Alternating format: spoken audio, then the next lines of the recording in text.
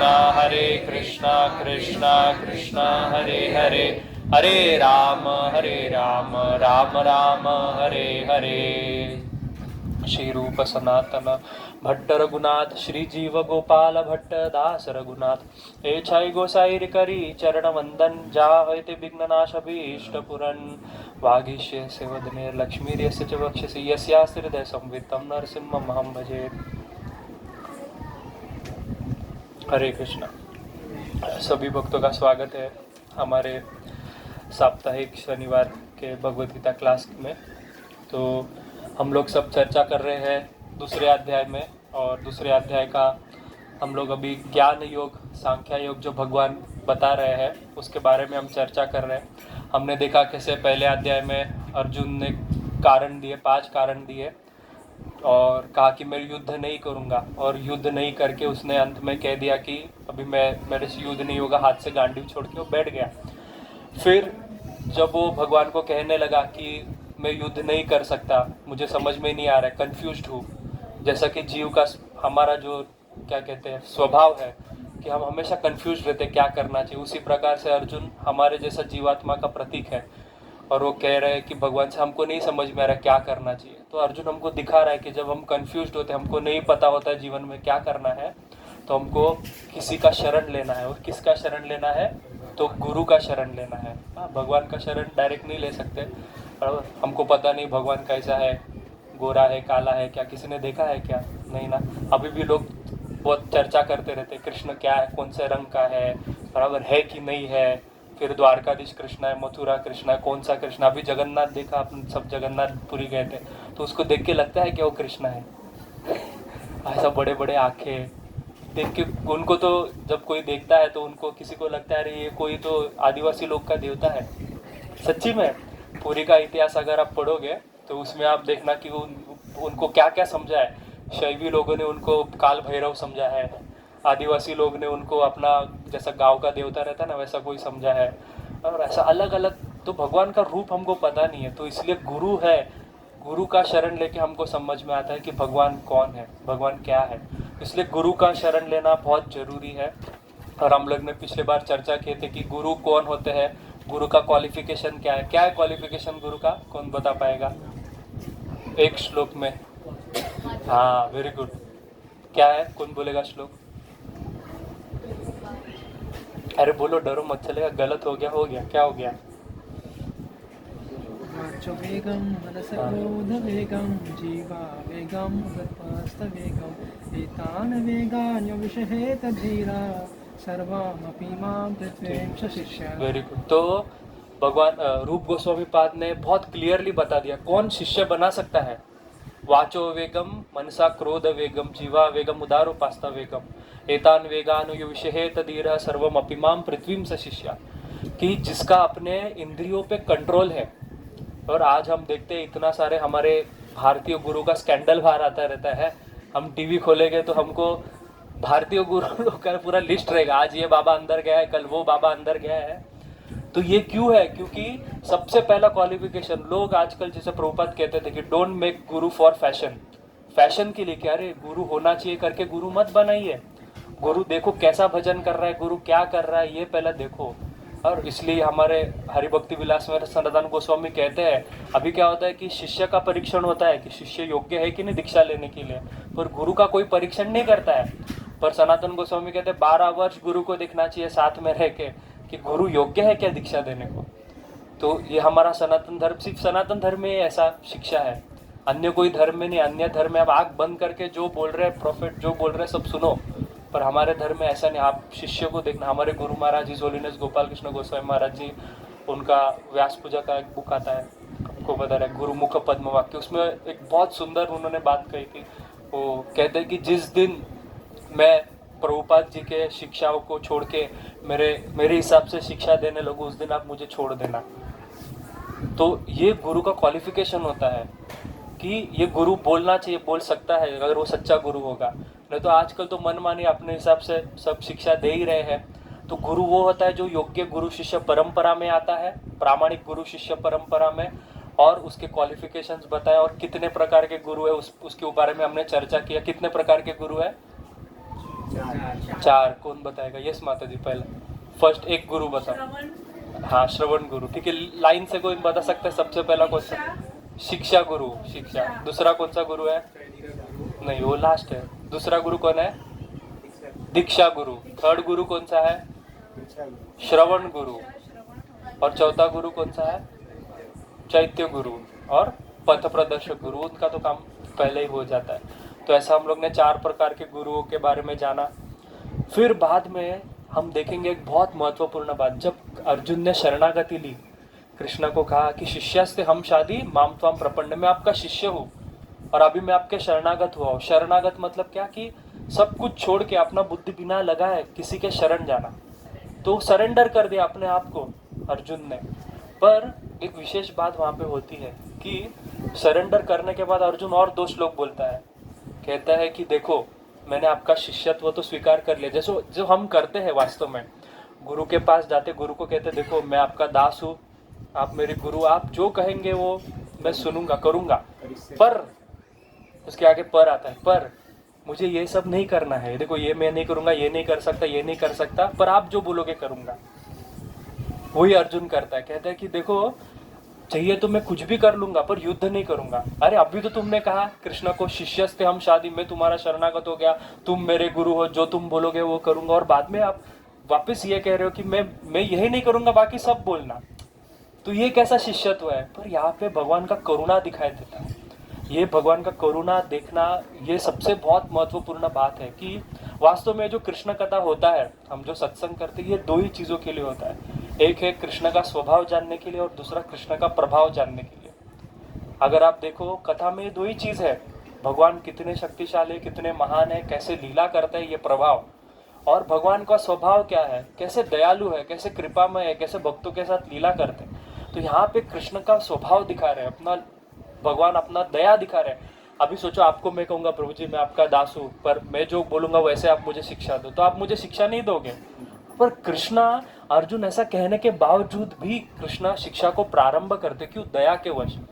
हम भी वैसे ही है, कृष्णा इतना सारा शास्त्र दे रहे हैं, इतना सारा आचार्यों को भेज रहे, अपने घर से, अपने धाम से प्रभुपाद जी को भेजा, रामानुजाचार्यों को भेजा, मध्वाचार्यों को भेजा, भेजते जा रहे, बराबर। इतने सारे संत महात्मा स्वयं भी आए, बार बार आते रहते हैं, पर हम उनका बात मानते हैं नहीं। हम फिर भी हमको जो अच्छा लगता है वो करते हैं। बस यही हमको चेंज करना है कि हमको अच्छा लगना जो है वो बंद कर देना। क्यों? क्योंकि आगे कृष्ण कहते हैं कि जैसा अर्जुन ने कहा, अर्जुन रोने लग गया तो भगवान कहते हैं अशोचान अन्वशोचस्त्वम प्रज्ञावादंश्च भाषसे गतासुम गतासुंश्च नानु शोचयन्ति पंडित। है अर्जुन, तुम तो बड़ा पंडित जैसा बात कर रहे थे, बराबर। बहुत सारा तुम शास्त्रों का दुआई दे रहे थे कि अरे ये शास्त्रों में ऐसा बोला है, वो शास्त्रों में ऐसा बोला है, वर्ण संकर हो जाएगा, अगर हम अपने युद्ध में चले जाएंगे सारे स्त्री विधवा हो जाएंगे तो फिर आने वाले बच्चों को कौन देखेगा, बच्चों को कोई नहीं देखेगा, शिक्षा नहीं मिलेगा। ये सारा धर्म शास्त्र का बात अर्जुन कर रहा है, बराबर, बहुत अच्छा बात कर रहा है। तो भगवान यहाँ पे टॉन्ट मार रहे, कहते हैं कि तुम तो बहुत पंडित जैसा बात कर रहे थे, नानु शोची थी पंडित। पर पंडित का एक लक्षण होता है, क्या लक्षण होता है कि कभी वो शोक नहीं करता। वास्तव में अभी क्या, हम जब ये तिलक धोती कुर्ता पहनते हैं तो रिक्शा वाले हमको बोलते हैं पंडित जी कैसे हो, ऐसा ना, बराबर कि नहीं, छीका विका देख हमको पंडित जी बना देते हैं, पर हम पंडित है नहीं। पंडित कौन है? तो भगवान ने भगवद गीता में पंडित का डेफिनेशन दिया है। कौन बताएगा डेफिनेशन पंडित का? बहुत फेमस श्लोक है, तो राधानाथ महाराज जी का फेवरेट श्लोक है। हाँ वेरी गुड, बोलो बोलो श्लोक। पंडित कौन है? जो विद्या विनय संपन्न, जिसमें विद्या हो, विनय हो। विनय मतलब क्या? Wisdom, what is right what is wrong, ये समझने का उसमें बुद्धि हो। और सुनी चैव स्वपाके च, एक कुत्ता, एक ब्राह्मण, एक हाथी और एक शूद्र, इन सबको समान देखना, यही पंडित का लक्षण है, बराबर। वास्तव में अगर आप देखोगे तो हमारे जीवन में सबसे बड़ा, हम सब शोक करते रहते हैं ना, हमेशा कोई ना कोई, कुछ दिन सुख में जाएंगे वापस आएगा। अभी जगन्नाथपुरी का कितना सुखमय जीवन, ऐसा लगा कि अरे ये वैकुंठ में हम जी रहे हैं। पर जैसे ही वापस आया तो ऑफिस का मेल आने लगा, ऑफिस का कॉल आने लगा, एचआर फोन करने लगे, अरे ये हुआ कि नहीं, पत्नी वापस जाओ, सब्जी लेके आओ, ये करो वो करो, पति टेंशन पूरा, बच्चे परेशान कर रहे हैं, कितना शोकमय जीवन है ना। तो ये शोकमय जीवन हमारे पास सदा आता है। क्यों आता है? तो एक ही इसका पीछे का कारण है। कहते हैं कि शोक इसीलिए आता है क्योंकि जीवात्मा मैं और मेरा के बीच में फंसा है, अहमता ममता। अगर आप देखो ना कि हम क्या करते हैं, दो कैटेगरी बना लिया जीवन में, ये मेरा है, ये मेरा नहीं है, और यहाँ से सारा अनर्थ का क्या बोलते हैं बीज शुरू होता है, यहाँ से अनर्थ उत्पन्न होना शुरू होता है। आप देखना कि भौतिकवादी जो लोगों का तो कहना है, आपको पता है कि ये मेरा घर नहीं है, ये मेरा देश नहीं है, ये मेरा राज्य नहीं है, इसी के बीच हम फंसे हैं।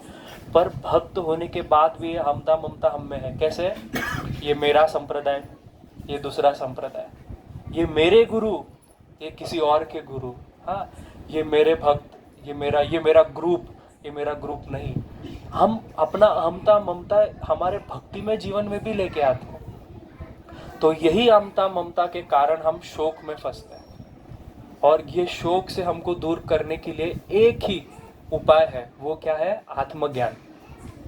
जब हम ये जान लेंगे, अरे तुम हो कौन, अहमता ममता करने के लिए, जैसे कि आप देखो हम सब यहाँ पे पुरुष बैठे हैं, हम में कितना अहंकार निर्माण हो जाता है, बराबर। क्यों? क्योंकि हम घर चलाते हैं, बराबर, पत्नी को हम ख्याल रखते हैं, तो हम में अहंकार आ जाता है, मैं तुम्हारा ख्याल रख रहा हूँ।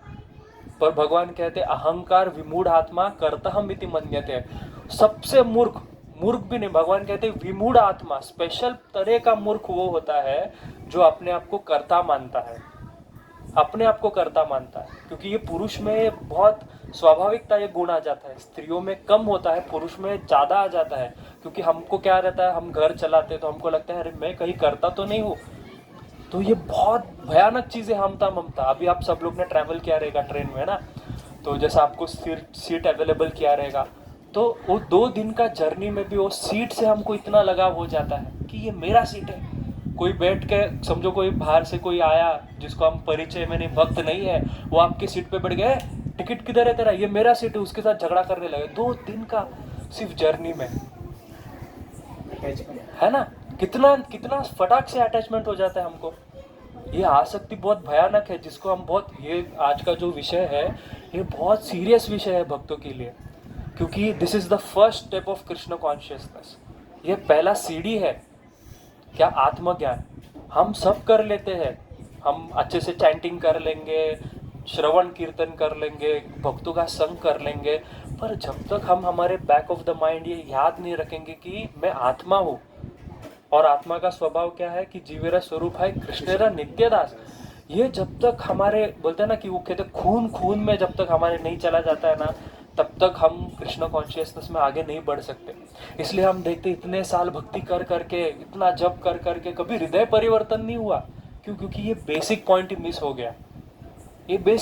मिस हो गया, कि हम आत्मा है। तो ये आत्मज्ञान कृष्ण अर्जुन को दे रहे हैं। तो कृष्ण कहते हैं, जैसे हम लोग ने पिछले बार में चर्चा की, नात्वे वा हम जातु नाशम नात्वम नेवे जनाधिपा न चैव न भविष्य वा सर्वे अभयम अतः परम। कि पहला आत्मज्ञान का पॉइंट कृष्ण बताते कि ये समझो कि पहला आत्मा क्या है, तो आत्मा इटर्नल है, शाश्वत है। ऐसा कभी समय नहीं था जब आत्मा नहीं था।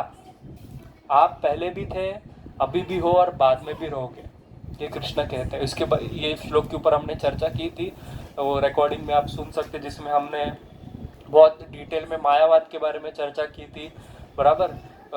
जिसमें हम लोग ने 2 प्रकार के मायावाद विशेष करके चर्चा की थी। किसको याद है क्या है 2 प्रकार के मायावाद? हाँ बोलो, बराबर है। परिच्छिद्दवाद, दूसरा प्रकार का मायावाद प्रतिबिंबवाद। बराबर। मायावाद इस्कॉन के भक्तों को बहुत सुना हुआ चीज है ना, और प्रभुपाद का फेवरेट टॉपिक है। कोई श्लोक नहीं रहा, चैतन्य चरितमृत पढ़ना, स्टार्टिंग का आदि लीला। तो प्रभुपाद जी ने लिटरली, मतलब एक परपट आता है जिसमें प्रभुपाद ने सिर्फ 10-11 पेज सिर्फ शंकराचार्य के मायावाद का खंडन के ऊपर लिख दिया। प्रभुपाद का फेवरेट टॉपिक था। क्यों? क्योंकि प्रभुपाद को हमारे महाप्रभु कहते थे कि मायावाद भाष्य सुनिले हाइले सर्वनाश। जो व्यक्ति मायावाद का भाष्य सुनता है उसका सर्वनाश होता है। अच्छा, मायावाद है क्या? सरल सोपे अर्थ में समझाने के लिए कहे तो मायावाद वो है जहाँ पे व्यक्ति कृष्णा को अवॉइड करता है। Avoiding Krishna is मायावाद। जैसे कि आप देखना बहुत सारे आध्यात्मिक संस्थाएं हैं, हाँ, उनके संस्था में अध्यात्म है, ध्यान है, योग है, नियमों का पालन है, पर कृष्णा कहीं नहीं है। हाँ, वो कभी कृष्ण के बारे में बताते हैं कि कृष्ण परम पुरुषोत्तम भगवान है, कृष्ण की भक्ति करो? नहीं, गुरु अपना भक्ति बताएगा या फिर कहेगा अपना खुद का भक्ति करो, आप खुद ही भगवान हो। यही मायावाद है। ये सारा मायावाद का अलग अलग शाखाएं हैं, ठीक है। और सबसे बड़ा मायावाद क्या है कि भगवान को हमारे जैसा मनुष्य मानना, ये मायावाद बेसिक। उसके बारे में और आपको जानना है तो आप लेक्चर में सुन सकते हो। तो आगे फिर जब भगवान कहते कि नात्वेवा हम जातु नाशम, आगे कहते हैं, जब ये बात कहते हैं अर्जुन से भगवान कि हे अर्जुन, या देखो कि ऐसा कभी समय नहीं था कि जब तुम नहीं था, मैं नहीं था, सब लोग थे। तो फिर अर्जुन के मन में ये बात आता है, ठीक है मैं समझता हूँ कि हम सब इटर्नल है, हम सब शाश्वत है, हम सब हमेशा से यहाँ पे है, और आत्मा जो आप कह रहे हो भगवान, ये आत्मा शाश्वत है, ये भी मैंने मान लिया। पर ये जो आत्मा जिस शरीर में रह रहा है, वो शरीर तो मेरे साथ संबंध में है, बराबर, उसका तो मेरे साथ, जैसे कि ये आपका बेटा है, भले ये आत्मा है पर आपका बेटा तो है, एक प्रेम तो है, कुछ संबंध तो है, आसक्ति तो है, तो उसके लिए हमको दुख होगा ही। जैसे आप कहोगे कि अच्छा इसको छोड़ दो, तो कैसे छोड़ेंगे, कुछ तो संबंध है, तो दुख होगा ही। तो भगवान इसके लिए कहते हैं कि अरे तुम जिस शरीर के लिए रो रहे हो, भीष्म, द्रोण, कृपाचार्य, जिनके शरीर के लिए रो रहे हो, और तुम जिस शरीर के बारे में मुझे बता रहे हो कि ये शरीर मेरे लिए प्रिय है, और अगर ये शरीर को मैं मार दूंगा, इनको मैं खत्म कर दूंगा, तो मुझे दुख होगा। पर भगवान कहते हैं ये शरीर तो हमेशा से बदल रहा था। देहिनोस्मिन् यथा देहे कौर्मारम योनम जरा धीरज तत्र न मुह्यति। ये शरीर तो हमेशा से बदल रहा था। हम जब कोई मर जाता है तो इतना दुख मनाते, इतना शोक करते, अरे ये मेरा मर गया, ये हो गया। हाँ, दुख होना स्वाभाविक है, पर जैसे कि भगवान भी जब भीष्म पितामह ने अपना शरीर छोड़ा था तो भगवान को भी आंखों में आंसू आ गए थे, इतना उनका प्रिय भक्त ने शरीर को त्यागा। पर वो रोना और हमारा रोना अलग है। हमारा रोना अहंता ममता के बेस पे है ना, और जो भगवान रो रहे थे क्यों, क्योंकि पार्षद के लिए। इसलिए जब राय रामानंद से महाप्रभु पूछते हैं कि हे राय रामानंद, सबसे बड़ा दुख क्या है, संसार में सबसे बड़ा दुख क्या है, तो क्या जवाब देते हैं राय रामानंद प्रभु? नहीं, भक्तों से बिछुड़ना। हाँ, सबसे बड़ा दुख है कि भक्त का संग छूट जाना। इसके लिए एक बहुत सुंदर भजन हमारे आचार्य नरोत्तम दास ठाकुर ने लिखा। जब उनको पता चला कि सारे आचार्य हमारे भगवत धाम चले गए, क्या लिखा? जे आनिलो प्रेमा धने करुणा प्रचुर, बराबर। कहते कि पाशा ने कुटिबो माथा, कि जब भक्तों का संग नहीं मिला, अपना सिर फोड़ के मर जाओ। पाशा ने कुटिबो माथा, अपना सिर फोड़ दो, क्योंकि भक्तों का संग नहीं है। इतना महत्वपूर्ण है भक्तों का संग इस संसार में। तो हम देखेंगे कि ये शरीर तो बदल रहा है, भगवान कह रहे हैं, तो तभी तो तुम कभी नहीं रोए। और जब तुमने जन्म लिया, भीष्म जब छोटे बच्चे थे, छोटे बच्चे से वो बड़े हो गए, उनको एक यौवन शरीर मिला, युवा शरीर मिला, तब तुमने हैप्पी बर्थडे करके उनका आनंद मनाया है। जब वो और बूढ़े, अभी तो फैशन है, जब 50 साल कोई हो जाता है तो 50 केक लेके आएंगे, या 50 का बड़ा कैंडल लगाएंगे, या क्या करेंगे, हाँ गोल्डन जुबली नहीं, वो तो क्या है, सिल्वर जुबली मनाएंगे, ऐसा कुछ कुछ मनाएंगे। क्यों? आनंद करते हैं, अरे 50 साल जी लिया इस संसार में, कितना बड़ा काम कर लिया, तब तो तुम आनंद मना रहे हो। पर जब समय आता है कि उसी शरीरधारी को नया शरीर मिलने का समय आ रहा है, तो तुम दुख मना रहे हो। उल्टा आनंद होना चाहिए ना, तुमको अच्छा लग रहा है। अपने माता पिता बूढ़े शरीर में जब वो अपने हाथ से खा पी नहीं सक रहे, वो अपने हाथ वॉशरूम नहीं जा पा रहे, बेड पे पड़े, तो कितना दुख होता है, बराबर। तो हम उनके शरीर छोड़ने के बाद हमको रोना नहीं चाहिए, सुख मनाना चाहिए कि फाइनली इनको एक अच्छा गति मिलने वाला है, फाइनली इनको एक नया शरीर मिलने वाला है। तो यही बात भगवान कह रहे हैं कि देहिनोस्मिन् यथा देहे, कि तुम्हारे जो देह के अंदर जो आत्मा था वो तो शाश्वत वैसा ही है। इसलिए आप देखते हो कि हम भी जब अभी बूढ़े हो गए हैं, हाँ, हमारा अभी शरीर बूढ़ा हो गया है, पर हमारे अंदर जो वासना इच्छा है वो तो वैसे के वैसे यौवन अवस्था के है, बराबर। एक व्यक्ति जैसे कि अभी सचिन तेंदुलकर है, बहुत बूढ़ा हो जाएगा, पर उसके अंदर में वो क्रिकेट खेलने का जो जुनून है, पैशन है, वो तो कम नहीं होगा। क्यों? क्योंकि जो आत्मा है वो शाश्वत है, बट शरीर साथ नहीं दे रहा है। तो इससे हमको समझ में आता है कि कोई तो हमारे शरीर के अंदर एक व्यक्ति है जो शाश्वत रूप से ये सारे इच्छाएं वैसे प्रबल रख रहा है, पर सिर्फ शरीर साथ नहीं दे रहा है, शरीर बदल रहा है। ये सारे एग्जाम्पल से हमको भगवान समझा रहे हैं कि हम शरीर नहीं, हम आत्मा है। तो इसलिए भगवान कहते धीरज तत्र न मुह्यति। तुम अपने आप को पंडित बता रहे थे अर्जुन, तुम अपने आप को धीर बता रहे थे ना, तो वास्तव में धीर व्यक्ति वो है जो कभी शोक नहीं करता बदलते हुए शरीर के लिए। क्योंकि ये पंडित का लक्षण यही है ज्ञान का, कि he will see everything, knowledge में देखेगा वो सब चीज, बराबर।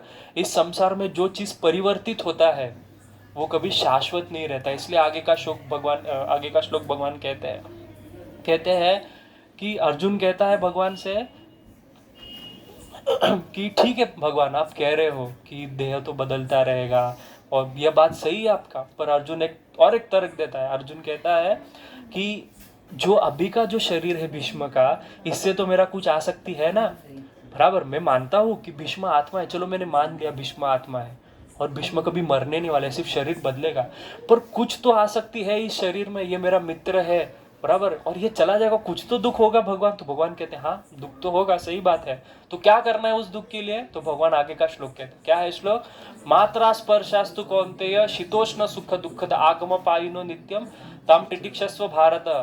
कि संसार में ये सुख और दुख तो आते ही रहते हैं, और इस सुख और दुख से तुमको दुखी नहीं होना है, सुखी नहीं होना है। क्यों? क्योंकि ये कैसा है? आगमा पायिनो अनित्यस, जैसा कि ये ऋतु बदलते रहते हैं, कभी बारिश होती है, कभी गर्मी होती है। अभी ठंडी चल रही है, हमको अभी अच्छा लग रहा है, बस 2 दिन के लिए हमको अच्छा लगेगा, 2 महीने के लिए अच्छा लगने वाला है, फिर वापस जो मुंबई का गर्मी शुरू हो जाएगा, फिर हम वापस दुखी हो जाएंगे, है ना। फिर एसी चालू हो जाएंगे, अभी एसी बंद है, फिर एसी चालू, अभी फैन कम हो गया है ना, तो लाइट बिल कम आएगा। पर जैसा ही गर्मी शुरू होता है तो लाइट बिल डायरेक्ट, बराबर। तो ये सुख और दुख तो आते ही रहेंगे। प्रभुपाद परपट में एक बहुत सुंदर एग्जाम्पल देते हैं कि ये सहन करना, टॉलरेट करना, इसके अलावा हमारे पास कोई रास्ता नहीं है। हमको हर सुख और दुख का ये जो सिचुएशन है सहन करना है। आप कहोगे क्यों सहन करना है? तो प्रभुपाद बहुत सुंदर उदाहरण देते हैं कि जैसे माताएं, कितना भी गर्मी हो, माता अपना धर्म रसोई बनाना छोड़ती है क्या? छोड़ती है? नहीं छोड़ती है। कितना भी गर्मी हो, पुरुष तो बाहर बैठा है, टीवी देख रहा है, उसको मस्त गर्मा गर्म खाना मिल जाता है प्लेट पे, पर कौन अंदर उस गर्मी में, कौन वहाँ पे खाना बना रहा है? माताएं बना रहे हैं, है ना। तो ये प्रभुपाद एग्जाम्पल देते हैं कि देखो, वो अगर सहन कर सकते तो आप नहीं सहन कर सकते थोड़ा सा सुख दुख? ये सुख और दुख थोड़े समय के लिए है, कभी आएंगे कभी जाएंगे, इसके लिए ज्यादा शोक करने का जरूरत नहीं है। इसलिए कहते हैं टॉलरेट करो। तो फिर अर्जुन आगे प्रश्न पूछता है कि टॉलरेट कितना करूं, कब तक करूं, जैसे हम पूछेंगे कब तक करूं, तो भगवान कहते हैं कि जब तक लोग तुमको टॉलरेट कर रहे हैं। तुमको भी तो कोई सहन कर रहा है क्या ना। अब आप पति पत्नी को पूछो और पत्नी पति को पूछो, एक दूसरे को दिखाते हुए दिखा कितना प्रेम है, और वास्तव में एक दूसरे को सहन ही कर रहे हैं ना। तो प्रभु जी देखो कितना हृदय से बोले हैं। माता जी, प्रभु जी आपका प्रसाद बंद हो जाएगा लग रहा है मेरा। माता जी दयालु वैष्णव है ना, वैष्णव ठाकुर। तो हमको टॉलरेट कब तक करना है? जब तक लोग भी हमको सहन कर रहे हैं ना, कोई ना कोई हमको सहन कर रहा है। तो इस टॉलरेशन का फल क्या मिलेगा? क्या फल मिलेगा हमको सहन करने का?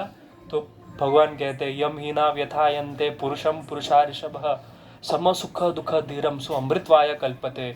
जो व्यक्ति इस संसार में आके सहनशील बनता है उसको एक फल मिलता है। वो क्या है? वो अमृतत्व को प्राप्त हो जाता है, वो लिबरेशन को प्राप्त हो जाता है, उसको मुक्ति सहज मिल जाती है।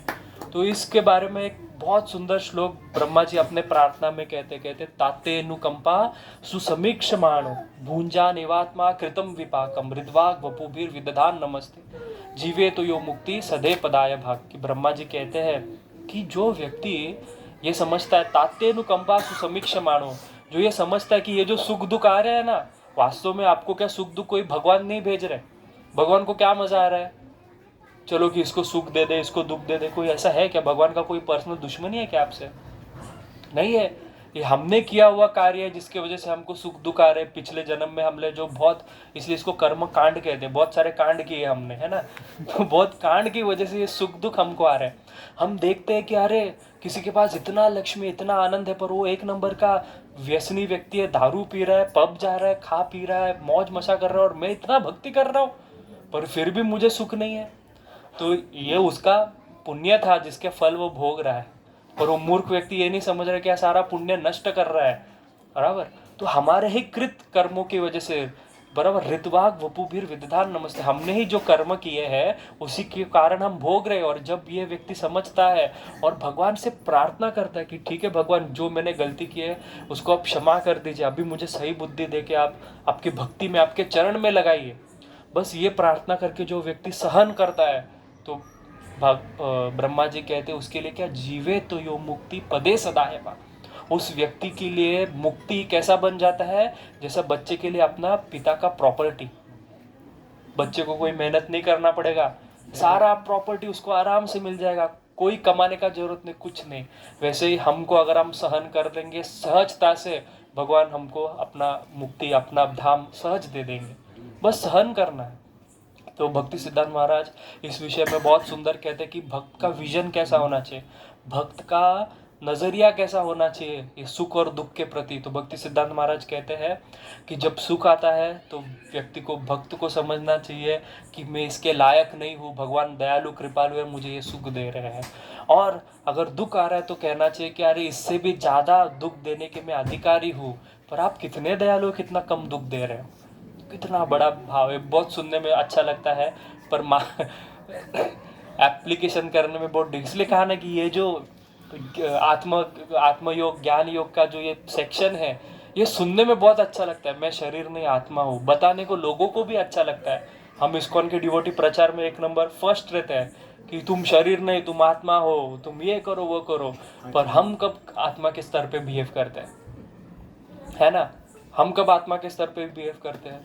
हम तो खुद भूल जाते कि हम शरीर नहीं आत्मा है ना। थोड़ा सा बस हमको कोई कष्ट हो जाए तो हम कंप्लेंट करना शुरू कर देंगे, बराबर। अभी यात्रा में गए रहे कि प्रभु जी को बहुत सारे कंप्लेंट आ रहे कि प्रभु जी ये नहीं है, हमारे रूम में पानी नहीं आ रहा है, गीजर नहीं है, साफ सफाई नहीं है, ये नहीं है, वो नहीं है, खाना नहीं मिल रहा है, ये नहीं मिल रहा है, बस थोड़ा सा कष्ट तो हम रोना चालू कर दिए।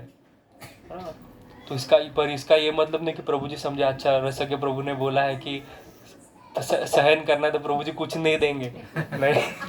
प्रभु जी को उल्टा मैं वही बता कि शिवानंद सेन का कथा बता रहेगा, जो यात्रा लेके जाते हैं वो भक्त शिवानंद सेन के समान होते हैं, ऐसा बताते हैं महाप्रभु के। शिवानंद सेन का नाम सुना है? कौन है शिवानंद सेन?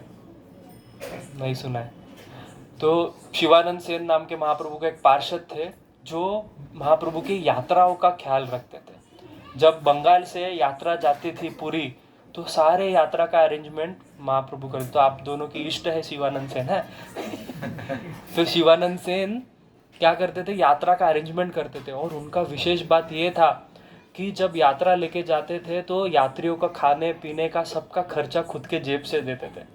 तो प्रभु जी के पीछे मत पड़ना, ऐसा बोले शिवानंद सेन नहीं, आपको भी लक्ष्मी देना है ना, तो बोले प्रभु जी शिवानंद सेन देखो, ऐसा नहीं है।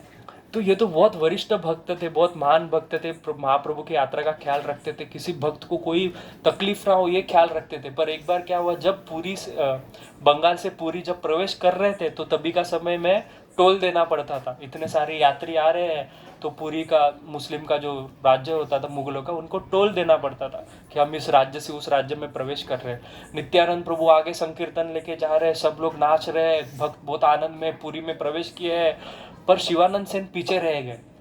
क्यों? सबके टोल दे रहे हैं, वो सारा डॉक्यूमेंटेशन कर रहे हैं, टीसी के साथ बात कर रहे हैं ना। तो जब नित्यानंद प्रभु पहुंच जाते हैं पूरी और कीर्तन अपना आवेश से बाहर आ जाते और देखते अरे शिवानंद सेन किधर है। तो सब कहते वो अरे पीछे है, वो कुछ 1-1.5 घंटा पीछे रह जाते क्योंकि इतना सारा लोग आते थे। तो नित्यानंद प्रभु बहुत गुस्सा हो जाते हैं, कहाँ पे हो शिवानंद? उसको समझ में नहीं आता है कि अभी भक्त पूरी पहुंच गए, इतना दूर से इनको खाना पीना लगेगा और ये खुद वहाँ पे रुका है, सबसे पहले उसको यहाँ पे पहुंचना चाहिए था। और इतना क्रोधित हो जाते कि शाप दे देते शिवानंद सेन को, जाओ तुम्हारे बच्चे मर जाएंगे, तुम्हारी पत्नी मर जाएगी। तो इतना भयानक शाप दे देते हो। शिवानंद सेन जब वापस आते हैं तो ये सुन के उनको बहुत दुख हो जाता, दुख नहीं, उनको कोई ये नहीं होता, बहुत आनंद से नित्यानंद प्रभु का क्षमा मांगते हैं और महाप्रभु का चरण को स्पर्श करके वो कहते हैं कि क्षमा करना कि मेरा गलती हो गया, मैंने भक्तों का ध्यान नहीं रखा। देखो कितना बड़ा बात है यात्रा का नियोजन करना। तो कहते कि क्षमा करना कि मेरे से एक गलती हो गया, महाप्रभु क्षमा कर देते, नित्यानंद प्रभु भी क्षमा कर देते उनको। पर ये प्रसंग से हमको क्या सिखा रहा है कि जो प्रयोजन करता है यात्रा का, जो अरेंजमेंट करता है, उसको कितना दक्ष होना चाहिए, कितना केयरफुल होना चाहिए, और जो यात्री है उनको भी कैसा होना चाहिए। ठीक है, तो यात्रा में दोनों चीज होना चाहिए, तपस्या भी होना चाहिए और अरेंजमेंट भी होना चाहिए। है ऐसा नहीं कि बोलोगे प्रभु जी की नहीं हमको ऐसा नहीं है, तो प्रभु जी को पैसा मत मांगना, प्रभु जी पूरी का पैसा वापिस। ठीक है, बैठो बैठो। हरे कृष्णा कृष्णा कृष्णा हरे हरे, हरे राम राम राम हरे हरे।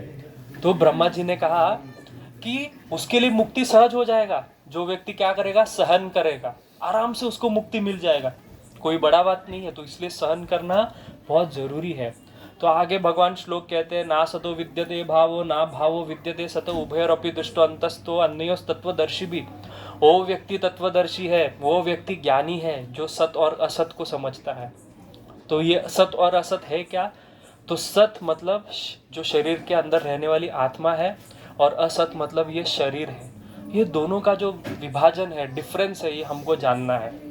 हम अभी भी हमारे शरीर को देखो, ये सारा जो संसार चल रहा है नहीं, मानने के ऊपर चल रहा है।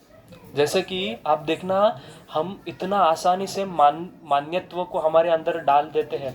फॉर एग्जाम्पल, आप कार चला रहे हो और कोई आपको ठोकता है पीछे से आके, तो हम क्या कहते हैं, ए मुझे क्यों ठोका? अरे तुझे नहीं ठोका, तेरे गाड़ी को ठोका, है ना। रिक्शा वाले जब रिक्शा चलाते हम चिल्लाते रिक्शा, वो रिक्शा वाला आके रुकता है, वो नहीं कहता मेरा नाम मनोज है। उसको बोलेंगे टैक्सी, टैक्सी आके रुके, मतलब वही आके रुकेगा। तो इतना जल्दी हम मानना शुरू करते हैं। तो बस हमको ये आत्मज्ञान के लिए एक ही चीज करना है, मानना शुरू करना है कि हम शरीर में आत्मा है। बराबर, जब आप सब भक्ति में आए थे, कृष्ण कॉन्शियसनेस में आए थे, तो ये कांदा लहसुन, ये नॉनवेज, ये दारू, ये सब कैसा छूटा? कोई किसी ने ऐसा कोई जादू वादू दिया क्या? ऐसा महाराज ने ऐसे सिर पे हाथ रख दिया जैसे ओशो में रखते, फिर आपको ऐसा ऐसा कुछ हो गया? हाँ, ऐसा कुछ नहीं हुआ। बस आपने ये समझ लिया कि मैं शरीर नहीं, मैं आत्मा हूँ, मैं भगवान का दास हूँ, बस यही माना। और आज देखो आप कहाँ से कहाँ आ गए। जब हम पीछे देखते हैं हमारे जीवन में मुड़ के, तो हम देखते मैं कितना कैसा व्यक्ति था, आज कुछ तो थोड़ा बहुत भगवान की कृपा से कहीं पे तो पहुंचा हूँ, सब भक्तों का संग करके। तो सिर्फ क्या बदला है? मानना बदला है, बस एक्सेप्टेंस बदला है कि मैं शरीर नहीं, आत्मा हूँ, मैं भगवान का दास हूँ। तो यही बुद्धि जब हम रखेंगे तो आराम से हम ये सारे जो जीवन में शोक दुख ये सब है ना, इससे हम दूर चले जाएंगे और भगवान के नजदीक चले जाएंगे। ये आत्मज्ञान बहुत महत्वपूर्ण चीज है। तो इसलिए सत और असत का ज्ञान होना बहुत जरूरी है। अभी आगे भगवान ये आत्मा का बहुत विस्तार से चर्चा करते हैं। क्यों? आप देखना, बार बार अभी भगवान आगे आत्मा के गुण के बारे में बताएंगे। आत्मा अविनाशी है, आत्मा कभी मरता नहीं है, आत्मा ये है, आत्मा वो है। क्यों? तो संस्कृत में एक मतलब शास्त्र में जब पुनरावृत्ति होती है, मतलब बार बार रिपीटेशन होता है, उसका मतलब होता है एम्फसाइजेशन, कि ये बहुत महत्वपूर्ण चीज है, इसके लिए इसका पुनरावृत्ति हो रहा है। जैसे कि एक श्लोक आता है जो सारे भक्त जानते हैं, हरेर नाम एव केवलम कलौ नास्तैव नास्तैव नास्तैव गतिरन्यथा। अभी ये श्लोक हरेर नाम एव केवलम कलौ नास्तैव गतिरन्यथा भी हो सकता था, पर यहाँ पे 3 बार शास्त्र कहते हैं हरेर नाम एव केवलम कलौ नास्तैव नास्तैव नास्तैव 3 बार। क्यों? क्योंकि एम्फसाइजेशन कि अरे कलयुग में और कोई नहीं, और कुछ नहीं, और कुछ नहीं, हरि का नाम, हरि का नाम, हरि का नाम। ये एम्फसाइजेशन, इसलिए बार बार भगवान जब कोई चीज बताते हैं, मतलब ये अत्यंत महत्वपूर्ण चीज है, इसके ऊपर भगवान एम्फसाइज कर रहे हैं। तो भगवान सबसे पहला ज्ञान बताते हैं कि ये जो शरीर है ये क्या है? नश्वर है, और आत्मा जो है वो इंडिस्ट्रक्टेबल है, अविनाशी, और शरीर क्या है? नश्वर है। तो इसलिए पहला श्लोक आगे भगवान कहते हैं कि अविनाशी तो तद्विधि ये न सर्वमिदं ततम विनाशम अव्ययस्य ना कश्चित कर्तुम अर्हसि। कि ये जो शरीर के अंदर बैठा हुआ जो आत्मा है, ये क्या है, अविनाशी है। बराबर, हमने देखा है कि जब कोई व्यक्ति मरता है, अपना शरीर त्यागता है, तो आप देखना कि कुछ समय पहले जब तक उसके शरीर में प्राण है तब तक उसको ठंड लग रही होती है। हाँ, उसके ऊपर हम ब्लैंकेट दिए हैं, बस कुछ समय बाद वही शरीर में से पता नहीं क्या हो जाता है, सब हार्ट वैसा ही है, खून भी बह रहा है, कभी कभी पल्स भी चलते हैं ना। जैसे कि आप देखना कि जब हम गाड़ी को ऑफ करते हैं, इग्निशन ऑफ करते हैं, तो फिर भी पेट्रोल का टिक टिक टिक टिक टिक टिक आवाज आता है। वैसे शरीर से जब आत्मा चला जाता है, कुछ देर तक पल्स ड्रॉप होते रहता है ना, जो मेडिकल उसको पता है, पल्स ड्रॉप होते रहता है, पर फिर भी आप तभी उसको ठंड के बर्फ के इस पे रख देना, उसको कोई फर्क नहीं पड़ेगा। क्यों? तो इसका इसका अर्थ है कि सब पार्ट्स वहीं पे है, मतलब गाड़ी वहीं पे है, पर गाड़ी स्टार्ट नहीं हो रहा है। क्यों? क्योंकि अंदर का ड्राइवर मिसिंग है। उसी प्रकार से शरीर तो सब वैसे का वैसा पड़ा हुआ है। आप देखना कभी कभी कोई व्यक्ति शरीर छोड़ देता है, तो कभी कभी रिलेटिव्स बहुत दूर से आते हैं, अमेरिका से कहीं से, तो तब तक हम शरीर को किस में रखते हैं, बर्फ में रखते हैं, है ना। तो वही शरीर जो कुछ कुछ घंटों पहले जिसको ठंड लग रही थी, पर अब उसको ठंड लगना बंद हो गया है, अब हम उसको बर्फ में रख रहे हैं प्रिजर्वेशन के लिए, और उसी शरीर को हम जाके शमशान में जला देंगे। तो जो थोड़ा सा चटका हमको, अगर अगरबत्ती का भी चटका लग जाए तो हम हा हा करके बर्फ ढूंढेंगे, पानी ढूंढेंगे, पर आज ये पूरा शरीर जल जाएगा, पर फिर भी हमको कुछ नहीं होगा। क्यों? क्या मिसिंग है? बराबर, आत्मा मिसिंग है। अविनाशी तू तद्विधि ये न सर्वमिदम ततम। तो ये आत्मा है क्या? तो प्रभुपाद कहते हैं आत्मा एक कॉन्शियसनेस को क्या कहेंगे, चेतना। तो चेतना है, मतलब आत्मा कोई हमको दिखेगा, जैसे टीवी में सीरियल में दिखाते हैं ना कि ऐसा शरीर से कुछ बाहर निकलता है, वो हमारे जैसा ही रहता है, ये सब ऐसा नहीं रहता। आत्मा कहते हैं कि आत्मा कैसे, बालाग्र शतभागस्य, कि जो हमारे बाल का अगर आगे का अग्र भाग का अगर हजारों टुकड़े करें और उसको हम मेजर करें तो आत्मा का स्वरूप है। तो बाल के आगे का भाग का टुकड़ा कर पाओगे क्या? नहीं कर पाएंगे। मतलब कि आत्मा इमेजरेबल है, दिखती नहीं है, अदृश्य रूप से रहती है, पर उसका स्थान क्या है, तो हृदय में रहती है, और हृदय से पूरे शरीर को क्या करती है, प्रज्वलित करती है। जैसे कि ये रूम में वो लाइट है, तो पहले तो अंधेरा है, पर एक लाइट से पूरा रूम प्रज्वलित हो जाता है। उसी प्रकार से हमारे शरीर में जो आत्मा हृदय में स्थित है, और वहीं से वो लाइट क्या करती है, पूरे शरीर को प्रज्वलित कर देती है ना। तो और आचार्य, हमारे आचार्य उदाहरण देने में बहुत सुंदर है। विश्वनाथ चक्रवर्ती ठाकुर उदाहरण देते हैं समझने के लिए, कहते हैं कि जैसे हम सिर पे बाम लगाते हैं, विश्वनाथ चक्रवर्ती ठाकुर कहते हैं, तो आपका जब पूरा शरीर दुख रहा है, सर्दी खांसी हो रहा है, हम क्या करते हैं, इधर यहाँ पे बाम लगा देते हैं, विक्स आयोडेक्स क्या, और लगा देते हैं, तो उसका प्रभाव पूरे शरीर को पड़ता है ना। और जब आपको बुखार होता है, सिर पे पट्टी रखते हैं, तो उस सिर पे पट्टी रखने से आपका बुखार उतर जाता है। उसी प्रकार से हृदय में आत्मा स्थित है, और वो पूरे शरीर में अपना प्रभाव दिखा रही है। इसलिए आप देखना, इसी आत्मा को प्रभुपाद पर्पट में बहुत डिटेल में कहते हैं।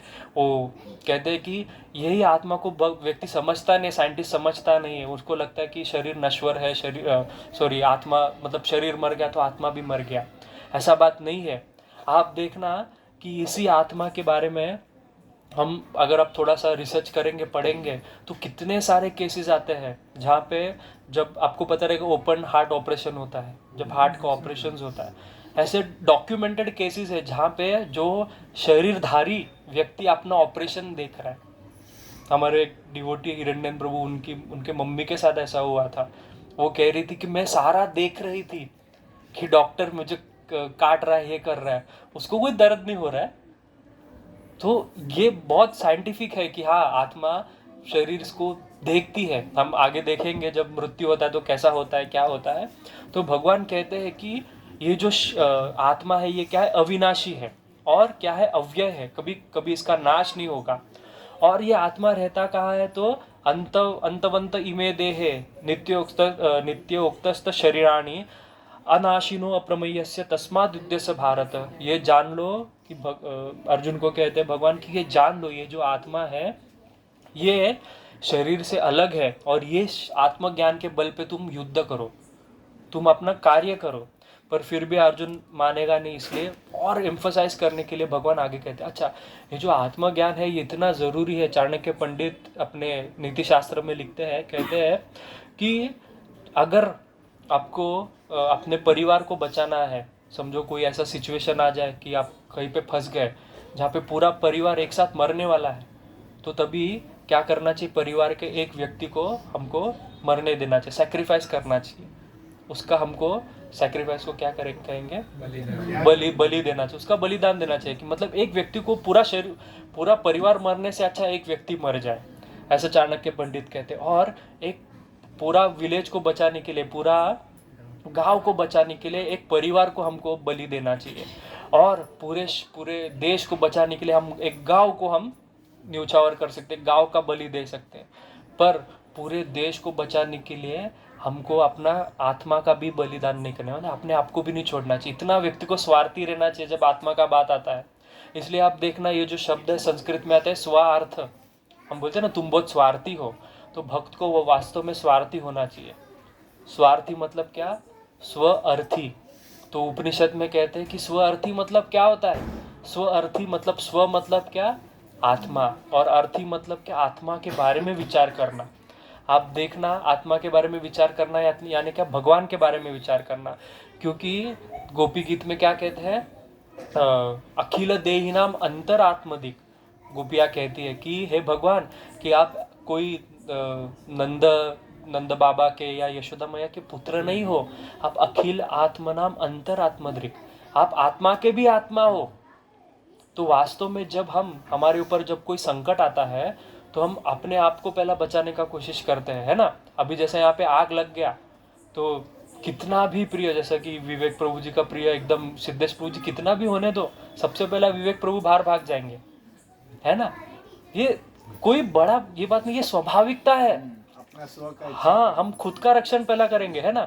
सबसे पहला हम पहले अपने सिर पे हाथ रखेंगे, ऊपर से कुछ गिर रहा है तो ऐसा नहीं कि पत्नी के सिर पे हाथ रखेंगे ना। तो पहले सिर अपने सिर पे, क्यों हमारे हृदय में जो भगवान है वो हमको प्रेरित करते हैं अपना रक्षा करने को। क्योंकि वास्तव में आप देखना, ये जो प्रेम होता है ये शरीर से नहीं हो रहा है, ये भगवान से हो रहा है। अगर आपके हृदय में जो भगवान है वो प्रकट होना, वो वहाँ पे प्रकट होना बंद कर देंगे। जैसा जब शरीर से आत्मा निकलते तो पहले आत्मा नहीं, पहले भगवान शरीर छोड़ते, उसके बाद आत्मा उसके पीछे पीछे जाती है, बराबर।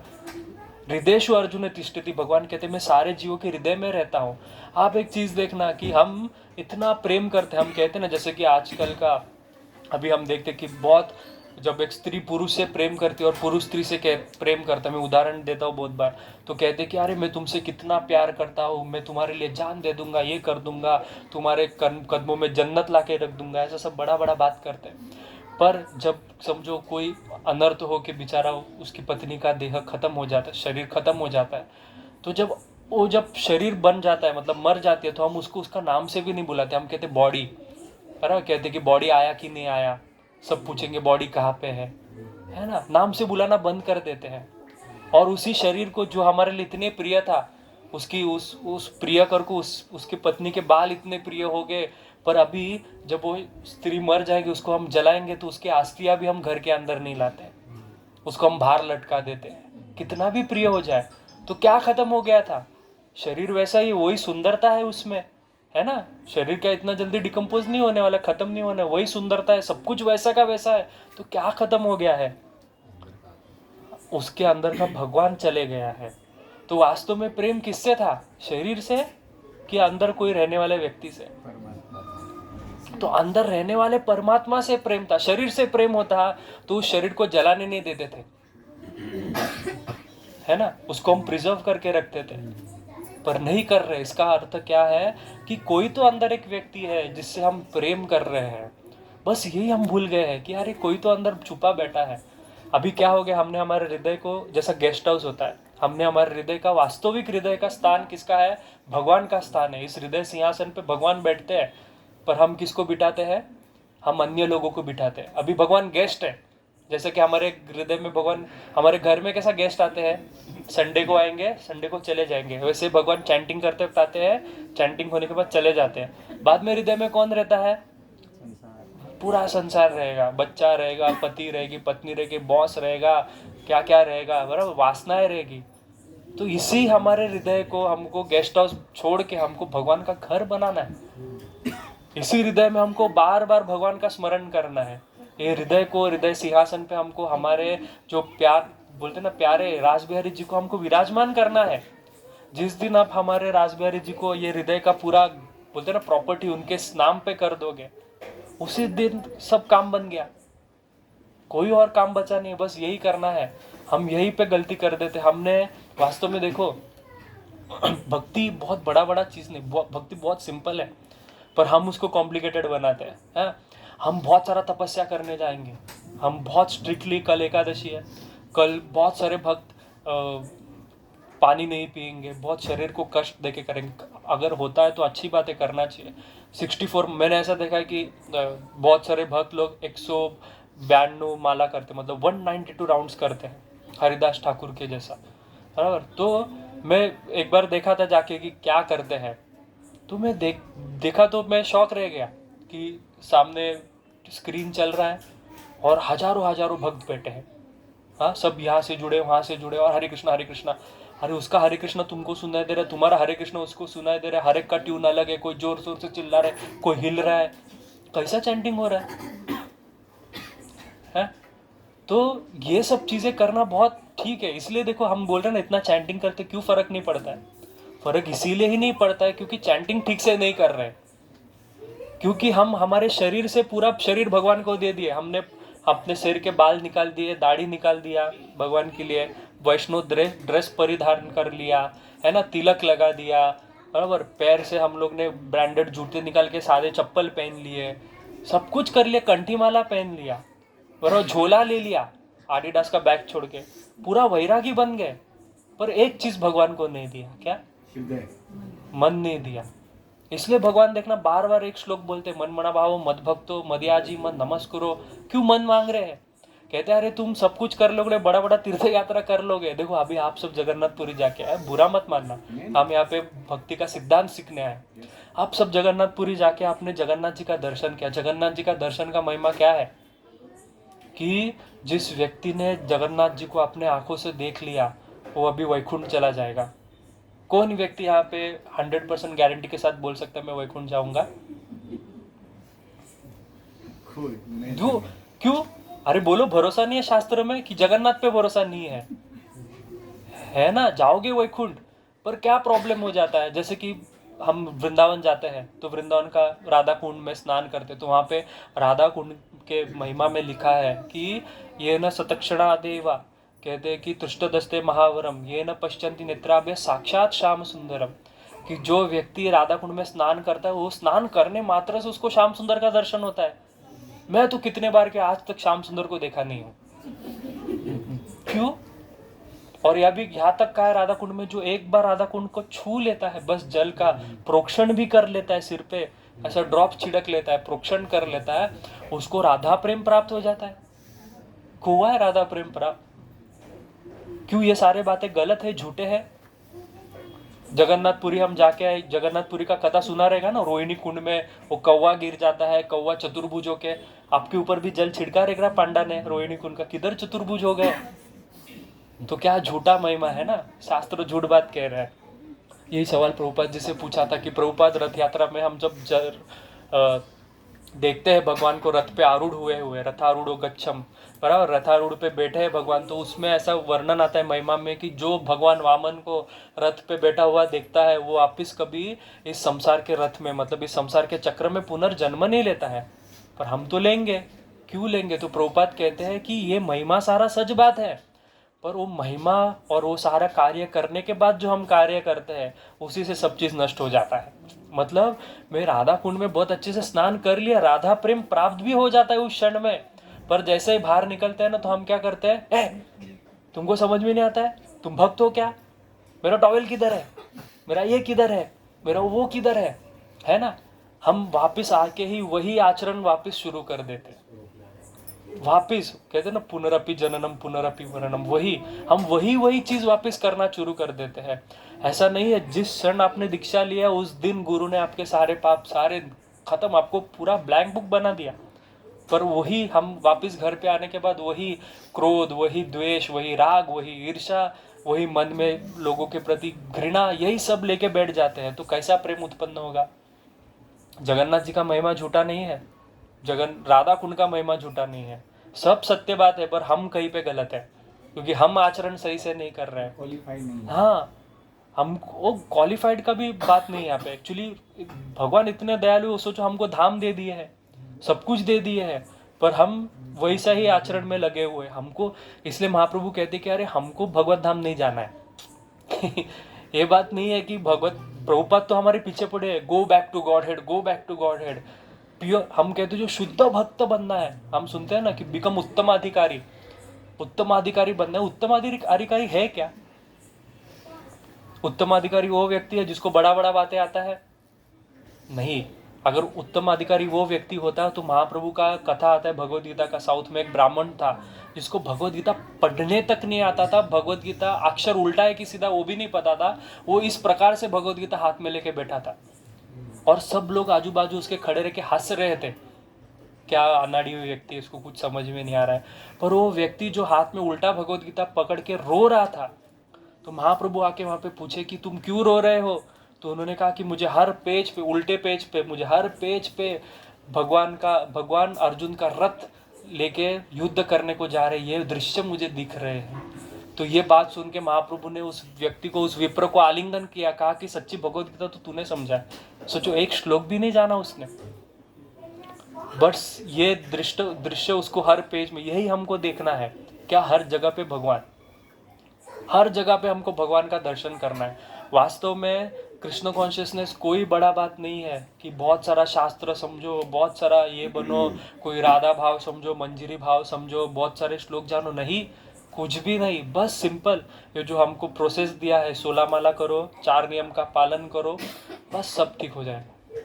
इसी को ही प्योर डिवोशन बोला है, इसी को ही शुद्ध भक्ति बोला है। पर हम क्या करते हैं, हमको जो 16 माला करने को भी बोला है, वो माला कैसे करते हैं, वहाँ से हमारा शुरुआत है, बराबर। बहुत सारे लोग बैठ के जप करते हैं, तो जप करने का विधि क्या है? किसी ने पढ़ा है? किसी ने सुना है? किसी ने अपने गुरु से पूछा है कि मैं भजन कैसा करना चाहिए? नहीं। हम गुरु के पास जाके क्या कहेंगे? महाराज जी, मैंने इतना भक्त बनाया, मैं इतना यात्रा लेके गया, है ना। ये सब बातें ठीक है, ये सब बातें कृष्ण कॉन्शियसनेस का एक अंग है, कृष्ण कॉन्शियसनेस नहीं है। कृष्ण कॉन्शियसनेस क्या है? प्रभुपाद जी से किसी ने पूछा व्हाट इज कृष्ण कॉन्शियसनेस, बहुत फेमस है ये प्रभुपाद जी का कन्वर्सेशन कि कैसे कृष्ण कॉन्शियसनेस क्या है, कैसे समझे कृष्ण कॉन्शियसनेस क्या है। तो प्रभुपाद जी ने एक ही बात कहा कि कृष्ण कॉन्शियसनेस मतलब ये जानना कि मैं भगवान का दास हूँ। और उन्होंने पूछा प्रभुपाद जी से कि हम सबसे ज्यादा आपको पसंद होने वाली चीज क्या करें, क्या वो चीज करें जिससे प्रभुपाद जी आपको क्या पसंद है वो हम करेंगे, जिससे आप प्रसन्न होंगे। तो प्रभुपाद जी ने एक सुंदर जवाब दिया। क्या? किसको पता है क्या है जवाब?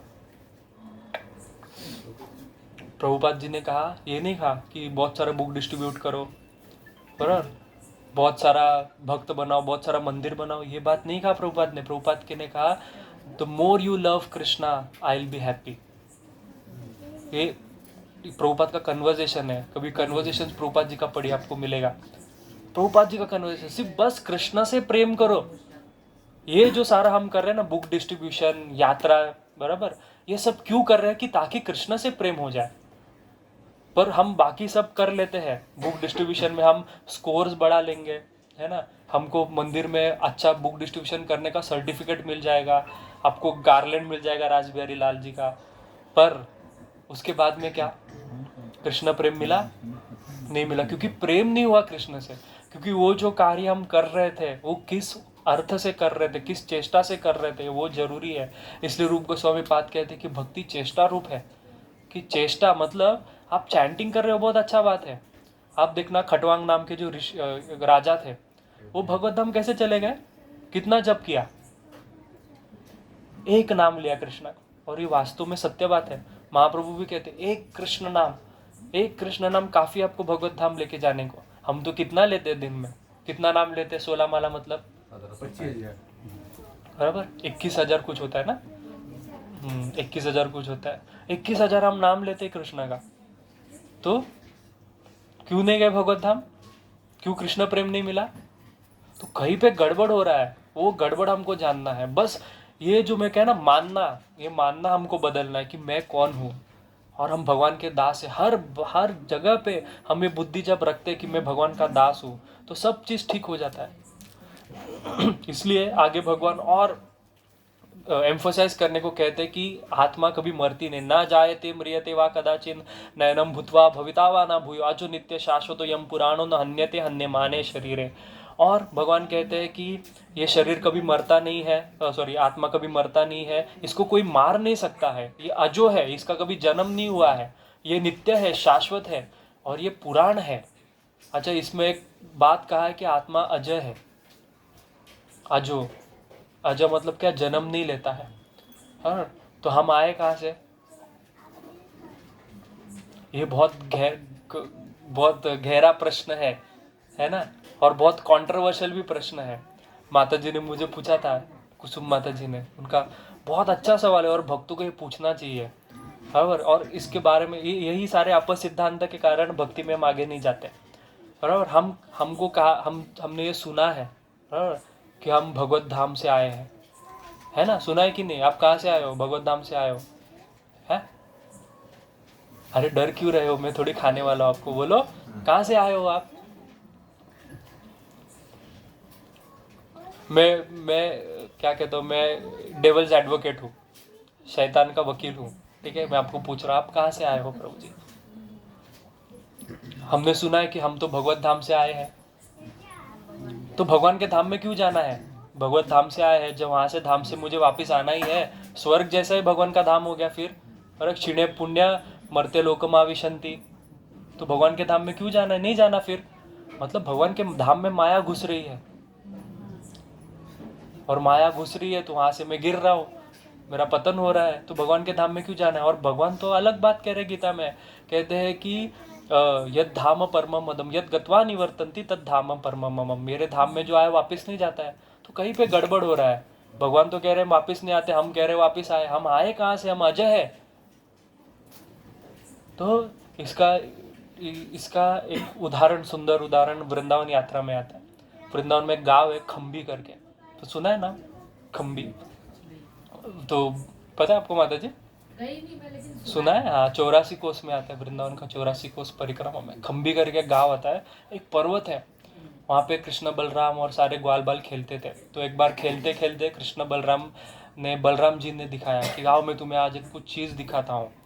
और वहाँ पे एक शिला है, वो बलराम जी कहते ये खम्बी गांव जो है ये वृंदावन का बॉर्डर है, इसके बाहर भौतिक जग है और इसके अंदर आध्यात्मिक जगत है। तो अपने हल से ऐसा लाइन बनाते हैं और दिखाते ये देखो माया, और पूरा भौतिक जग ग्वाल बाल देखते और अचंभित हो जाते हैं, अरे क्या माया का जगत है। और यहाँ पे पीछे सुंदर भगवान का धाम है, वृंदावन धाम। तो आज भी कहते कि उस गांव से बाहर जो जाता है वो भौतिक जग में चला गया। उसी प्रकार से ये जो आत्मा है इसका कभी जन्म नहीं हुआ है, ये अजय है और पहले से हम कृष्ण को भूल चुके हैं। हाँ, इसलिए कहते हैं कृष्ण भूली से जीव अनादिर बहिर्मुखे। अनादिर काल से आप बहिर्मुख हो भगवान से। ऐसा मत समझो कि कभी आप भगवान के साथ थे, मैं भगवान को भूल गया वापिस आया। नहीं, आप भगवान को पहले से ही भूले थे। ऐसा एक समय भी नहीं था आप भगवान के साथ थे। क्योंकि सोचो, जो आप अभी जब मंदिर जाते हो, रास बिहारी का दर्शन करते हो, तो कभी आपको कोई भौतिक इच्छा हृदय में उत्पन्न होती है? नहीं होती। क्यों? उतना भगवान का धाम का शक्ति। मंदिर क्यों जाते हैं? इसीलिए तो जाते हैं कि भौतिक इच्छाएं मन में ना आए, और फिर भगवान के धाम में जाके हम भगवान को भूल जाएंगे। मतलब क्या? माया इतना भगवान से सुंदर है कि माया हमको कृष्ण से भी आकर्षित कर लेगी। जब माया कृष्ण से दूर होती है तब वो आकर्षित होती है। कृष्ण के सामने माया कुछ भी नहीं है। इसलिए गोपिया कहती साक्षात मनमथ कि भगवान साक्षात मनमथ है। मतलब ऐसे अनंत अनंत कामदेव को मनमथ मथने वाले हैं, कुछ उनको परास्त करने वाले हैं। तो हम अजय है, मतलब कि हम बहुत समय से, कब से हम इस भौतिक संसार में घूम रहे हमको पता नहीं है। ये बहुत सीरियस बात है। हम सिर्फ इसी चीज की वजह से इस भौतिक संसार में घूम रहे हैं। क्यों? एक ही चीज करने को। क्या? हाँ, क्या? सुख की प्राप्ति के लिए। बराबर ना? हम क्यों कितना प्रयास कर रहे हैं, हम इतना मेहनत क्यों कर रहे हैं? मैं सुखी बन जाऊं। आप देखना, अगर थोड़ा सा बुद्धि लगा के आप सोचोगे, आपके हृदय में जो इच्छाएं है कि मुझे कभी मरना नहीं है, है ना? इच्छा ना, किसको मरना है यहाँ पे है? कोई हाथ नहीं ऊपर करेगा। वो किसी को नहीं मरना है, कोई मरना है नहीं, मरना है हमको, मरना नहीं है हमको, हमेशा सुखी होना है हमको, बुढ़ापा नहीं चाहिए हमको, भूख लगने की इच्छा नहीं, हमको कोई रोग नहीं होना चाहिए। ये सारी इच्छाएं हमारे बीच में क्यों है? क्योंकि ये सारे इच्छाएं उपनिषद कहते हैं कि आत्मा की इच्छाएं है, ये आत्मा की इच्छा है कि बूढ़ा नहीं होना है, मरना नहीं, पर हमको होना पड़ता है। तो इसका ये अर्थ है कि हम ऐसा कोई चीज वस्तु ढूंढ रहे हैं जो ऐसा हो, जो कभी बूढ़ा नहीं होता है, जो हमेशा सुंदर है, जो कभी मरेगा नहीं, जो शाश्वत है। हाँ, तो वस्तु कौन है? कृष्ण है वो वस्तु, है ना? वो वस्तु कृष्ण है। तो हम वास्तव में ढूंढ किसको रहे हैं? कृष्ण को ढूंढ रहे हैं। यही गुरु बताते आके, अरे तुम जो सुख इस भौतिक चीज में, आप सोचो हमने कभी इच्छा की कि मैं बहुत ज्यादा धनवान बनूं, तो आप कभी राजा बन गए। आपने कभी इच्छा की कि मैं बहुत ज्यादा नॉनवेज खाऊं, जैसे कुछ लोग रहते हैं हमारे मित्र परिवार में, अरे मैं जो नॉनवेज के बिना जमता नहीं है, ऐसा एक दिन भी नॉनवेज नहीं खाऊंगा तो पेट गड़बड़ हो जाएगा, ऐसा कहता है। तो उनको भगवान दयालु है, कृपा करते कि जा तू जाके शेर बन जा, पूरा दिन रात नॉनवेज का, पकाने का भी जरूरत नहीं, है ना? ऐसा भगवान सारा, हाँ ये कारण है इच्छा पूर्ण होने का। तो किसी को मुझे सोना बहुत पसंद है, पूरा ऐसा लगता है दिन रात बस पड़ा रहूं, भगवान आशीर्वाद देते, जा पांडा बन जा, बेर बन जा, भालू। भालू सोता रहे, 6-6 महीना सोता है, कितना मस्त जीवन। कोई लोगों को आसक्ति रहता है कि अरे ये मेरा घर है, ये मेरा घर है, ये मेरा घर है। भगवान बोलते हैं तथास्तु, उस घर में मकड़ी बन जाता है। हाँ सच्ची बात है। तो भगवान हमारी इच्छा पूरा करता, हम इच्छा खत्म ही नहीं कर रहे, हम इच्छा करते जा रहे हैं। और कभी कभी हमको इच्छा होती है कि अरे मुझे बहुत सारे मुझे इंद्रिय तृप्ति करने के लिए मुझे स्त्रियों का संग करना है, बराबर, मुझे संभोग का जीवन में बहुत आनंद आ रहा है। तो भगवान बोलते तथास्तु, जा बंदर बन जा, कपड़े पहनने का भी जरूरत नहीं, बराबर। बंदर को देखते हैं, बंदरों के बीच में कोई व्यभिचार मतलब कोई आचार विचार नहीं होता है, वो किसी के साथ भी संग करते हैं, बराबर। तो भगवान ऐसा इच्छा पूरा करते जाते हैं, और हम हर तरह का इच्छा पूरा करके देख रहे हैं, पर तृप्ति नहीं हो रहा है। हमने सब कर लिया, हमने नॉनवेज खा के देख लिया, हम लोग ने मल मूत्र खा के, सुअर बन के मल मूत्र खा के देख लिया, सब कुछ करके देख लिया, पर इच्छा तृप्ति नहीं हो रही है, इच्छा पूर्ण नहीं हो रही है। तो अभी तो ये समय आया है, भगवान कह रहे कि अरे अभी तो अपना बुद्धि खोलो और समझो कि वास्तव में सुख कौन है, सुख का वस्तु कौन है। तो वो कौन है? वो हमारे प्रिय श्याम सुंदर जी है, रास बिहारी जी है। इसके प्रति आकर्षण करो। इनके प्रति और आकर्षण कैसा होगा, ये सबसे बड़ा प्रश्न है ना? आकर्षण कैसा होगा? बे सब जान लिया, अरे प्रभु जी आकर्षण होना है, आकर्षण, पर कैसा होगा? हाँ, पर कैसा? मया आसक्त मना पार्थ, मेरा मन आसक्त कैसा होगा? आगे क्या है? हाँ बराबर। पर किसमें, कौन से योग में युजित होना है हमको? कौन सा योग? भक्ति योग में। भक्ति में क्या करना है? भागवतम में आता है, क्या है बोलो, कैसे आसक्त हो गए? अच्छा मैं आपको एक हाँ, पर एक ही चीज है, मेन पॉइंट पे हमको माने भूल जाए बोलते वैसा एक ही चीज है। मैं आपको एक हिंट देता हूँ। रुक्मिणी जी का लव लेटर पढ़ा है किसने? दुनिया का सबसे पहला लव लेटर, हाँ, भगवान के लिए लिखा हुआ। हाँ, क्या कहती रुक्मिणी जी? रुक्मिणी जी कहती कि भगवान मैंने आपको कभी देखा नहीं है, सिर्फ आपके बारे में सुना है, और सुनने मात्र से आपके प्रति प्रेम हो गया है। ये सुनना बहुत जरूरी है भगवान के बारे में, भगवान के गुणों के बारे में, भगवान के लीलाओं के बारे में। और हम ये छोड़ के बाकी सब चीज सुन लेते हैं। मंदिर में भी जाएंगे तो हम अपने प्रिय भक्त का दुख का गाथा सुनेंगे, है ना? अरे प्रभु जी मेरा घर पे ऐसा हो गया, मेरा जॉब चला गया। अरे मंदिर आए हो, एक दिन तो सारा भौतिक वार्ता छोड़ दो। हमारे दास गोस्वामी जी तो विलाप कुसुमांजलि में कहते हैं कि असत वार्ता वैश्य विषय मति ही। असत वार्ता मतलब जो भगवान के छोड़ पे जो भी वार्ता है ना, वो कैसा है? वैश्य विषय मति ही। एक वैश्य का मति कैसा होता है, वैसा मति है। तो ये असत वार्ता बहुत खतरनाक है। ये सारा चीज, इसलिए महाप्रभु जब आज्ञा देते दास गोस्वामी पाद को, तो क्या कहते हैं? सबसे पहला आज्ञा क्या है? रघुनाथ दास गोस्वामी को दिया हुआ श्लोक क्या है? चैतन्य चरितामृत, ग्राम्य कथा न कही वे।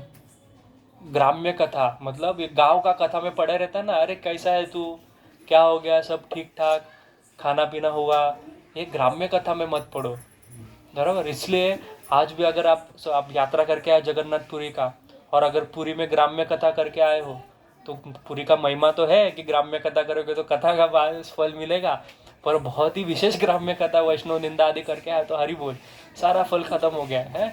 तो ग्राम्य कथा में नहीं पढ़ना है, हमको भगवान का कथा में मन को लगाना है, बार बार कथा को सुनने का प्रयास करना है, और यही कथा सुन के भगवान के विषय हमको आसक्ति हो जाएगा, आकर्षण निर्माण हो जाएगा। क्योंकि कथा क्या करता है, शृण्वन्ति स्व कथा कृष्ण पुण्य श्रवण कीर्तन हृदय अंतोस्त्य भद्राणी विधुनोति सुरित सताम। क्या करता है कथा कि सबसे पहला तो देखो, आप बोलोगे प्रभु जी कथा सुनना चाहिए, बहुत बराबर, मुझे कथा में नींद आता है ना, भागवतम क्लास कभी कभी होता है, देख बहुत सारे भक्त को नींद आता है।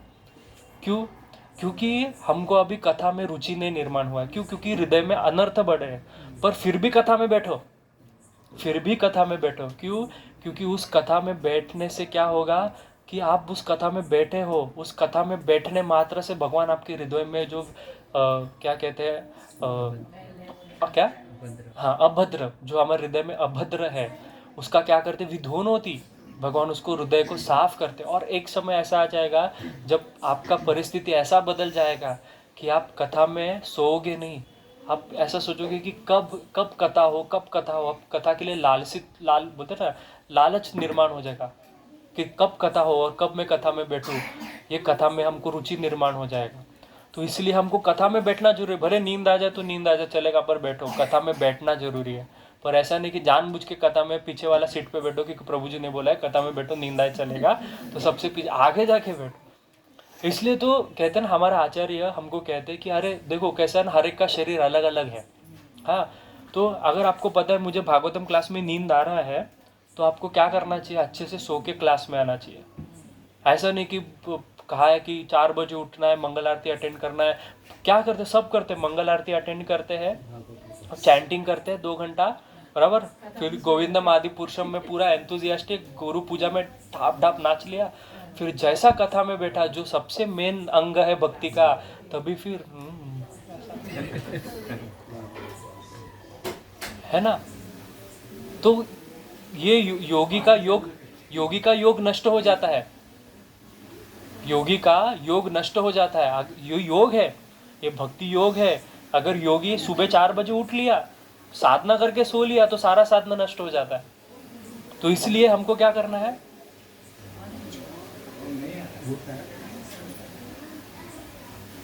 हमको क्या करना है कि हमको अच्छे से हमारे शरीर को रेस्ट देना है, और ये प्रयास करना है कि कितना ज़्यादा मैं कथा सुन सकता हूँ, कितना ज़्यादा मुझे कथा में आकर्षण होगा। इसलिए आप पूरा प्रयत्न करो कि कितना हम हमारे हृदय को कथा में लगा सकते हैं, शरीर को आराम दो। जीव गोस्वामी पाद तो हरिनाम अमृत व्याकरण में इतना एक्सट्रीम तक जाके कहते हैं कि आप इतना अपने बारे में सोचो कि कैसा मैं भक्ति में एंगेज करूं, कि अगर आपको माला नहीं हो रहा है तो माला मत करो, 4 माला करो, ऐसा बोलते हैं जीव गोस्वामी पाद। भले माला ज़्यादा नहीं हो रहा है, 4 माला करो, पर 4 माला अच्छे से करो। इसलिए तो इसका ये मतलब नहीं कि 16 माला छोड़ देना है, 16 माला करना है, प्रयास करना है, बट ये हमको ध्यान में रख के भक्ति करना है कि हम भक्ति कैसा कर लें। क्या हो गया, हरे कृष्णा कृष्णा कृष्णा हरे हरे, हरे राम राम राम हरे हरे, हरे कृष्णा कृष्णा कृष्णा हरे हरे, हरे राम राम राम हरे हरे। देखो अभी हम बात कर रहे थे आत्मा मन, तुरंत ही कैसा डिस्टर्बेंस आ गया ना। माया देवी चाहती नहीं कि ये थोड़ा ज़्यादा आत्मा ज्ञान ले ले, आत्मा का स्तर पे चला जाए और ये हम मुझे छोड़ दे, है ना। माया देवी को बहुत प्रिय है ना हम लोग, इसलिए तो ये भगवान आत्मज्ञान कह रहे हैं। भगवान कहते हैं कि आत्मा कभी मरता नहीं है। भगवान उदाहरण देते, वासाम से जीर्णानि यथा विहाय तथा शरीराणि विहाय जीर्णानि अन्यानि सम्याति नवानि देह, कि ये शरीर, यह आत्मा शरीर को ऐसे बदलता है जैसा कि हम कपड़े बदलते हैं। पुराना कपड़ा जब हम पुराना हो जाता है तो रखोगे क्या, निकाल दोगे ना, धोने डाल दोगे। अभी तो फैशन निकला है क्या, अनवॉशेबल, सॉरी क्या बोलते हैं उसको, नया जीन्स निकला है, देखो कि धोने का भी जरूरत नहीं, दाग भी नहीं लगता, कुछ नहीं होता, वैसा ही पहनो, कोई बदबू भी नहीं आता है। हाँ, ऐसा ऐसा जीन्स है, उसके ऊपर आप पानी डालो, टी शर्ट्स आए हैं कि उसके ऊपर पानी डालो, कुछ भी डालो, उसको धोने का भी जरूरत नहीं, गंदगी भी नहीं लगेगा। कितना एडवांस कर रहे हैं कि धोने का भी कंटा लाए, मतलब पानी में जाना ही नहीं, पानी का बचाने का काम कर रहे हैं, है ना। ऐसा तो क्या एक कोई कोई तो मुझे एक था, नहीं ऐसा है सच्ची, जीन्स है कुछ 3,500-4,000 रुपये का आता है जिसको धोने का जरूरत नहीं रहता है। तो ऐसा एक मेरे को एक कोई तो मेरा फ्रेंड कह रहा था, तो कह रहा था अभी कैसे हम जीन्स पहनते हैं, कपड़ा पहनते हैं, हम धोने डाल देते हैं। तो वो कहता मेरे को कहता था कि अरे जीन्स इतना जल्दी धोने नहीं डालने का, कम से कम 10-12 बार उसको यूज़ करने का, फिर धोने डालने का, नहीं तो उसका शाइन चला जाता है, कपड़े का क्वालिटी खराब हो जाता है। अरे पागल इंसान, ऐसा गंदा कपड़ा सोचो, उसी में हम कहीं कहीं बस में जाके बैठे हैं, फुटपाथ पे बैठे हैं, किधर किधर बैठे, उसी को हम घर में लटकाएंगे। हाँ, तो हम गंदा कपड़ा कभी नहीं पहनेंगे। उसी प्रकार से ये जो शरीर जिसमें रोग आ गया है, जिसमें इतना सारा, जैसे बुढ़ापा आ जाता है, आप देखना रोग बढ़ते जाते हैं, तो ऐसा शरीर हमको रखना है क्यों है, हमको बदल देना है। वही भगवान कह रहे हैं, वापिस भगवान एम्फोसाइज करते कि ये आत्मा कैसा है, शाश्वत है। कहते नैनम छिदंती शस्त्राणि, नैनम दहति पावका, नय चैनम क्लेद्य यज्ञापो ना शोषयति मारुतः। कहते हैं कि आत्मा को कभी कोई शस्त्र मार नहीं सकता, आत्मा को कभी कोई अग्नि जला नहीं सकती। इसलिए हम देखते जब श्मशान में शरीर को जला दिया तो शरीर को कष्ट नहीं होता, शरीर रोके उठेगा नहीं मुझे जलाया जलाया, है ना, क्योंकि आत्मा वहां से चली गई है। पानी से कभी भीग नहीं सकता, ना शोषयति मारुतः, हवा सा कभी उसको कोई फर्क नहीं पड़ेगा। तो आत्मा कैसा है, ये सारे आत्मा के गुण है, आत्मा कभी मरेगी नहीं। तो ये सब बात कहने के बाद भगवान कहते कि देखो अभी मैंने तुमको सारे शास्त्र युक्त बात कही कि आत्मा क्या है, इटर्नल है, शाश्वत है, पर अगर तुमको मेरी बात नहीं मानना है, अर्जुन को कहते मेरी बात नहीं मानना है तो छोड़ो, तुम ये भौतिक लोगों की बात मान लो, मॉडर्न साइंटिस्ट लोगों की बात मान लो। जैसे कि मॉडर्न साइंटिस्ट लोग क्या कहते हैं, ये आत्मा वात्मा कुछ नहीं होता है, ये शरीर यही मर गया, खत्म हो गया, इसलिए खाओ पियो ऐश करो। ये वास्तव में मॉडर्न साइंटिस्ट लोग का फिलोसॉफी नहीं है। किसका फिलोसॉफी है पता है आपको, एक चारवाक नाम के ऋषि होके गए, इनका सिद्धांत है ये, चारवाक उनका सिद्धांत है, खाओ पियो ऐश करो, ये उनका सिद्धांत है। तो वास्तव में साइंस कुछ भी नहीं करता है, सारा हमसे ही सब कुछ लेके जाते हैं। तो भगवान कहते हैं कि अगर तुम इस चारवाक का बात भी मान रहे हो ना अर्जुन, तो भी तुमको दुख होने का जरूरत नहीं, रोने का जरूरत नहीं मरने पे। क्यों? क्योंकि आप मानते हो कि शरीर क्या है, कुछ क्या, सॉरी आत्मा क्या है, शरीर क्या है, कुछ केमिकल से बना है, जैसा साइंटिस्ट लोग मानते हैं। पृथ्वी जल वायु आकाश से बना है। तो पहले तो शरीर नहीं था, अभी आया है, बाद में चला जाएगा वापस मिट्टी में, क्यों रोना? जो कुछ समय के लिए बचा है कुचा है उसके लिए क्यों रोना? स्टार्टिंग में वो नहीं था, आगे नहीं होगा, सिर्फ बीच समय के लिए, कुछ समय के लिए वो शरीर है, तो ऐसे शरीर के लिए क्यों रोना? इसलिए अगर आप भौतिकवादी को भी बात मानो और कहते भगवान, तो भी रोने का बात नहीं है।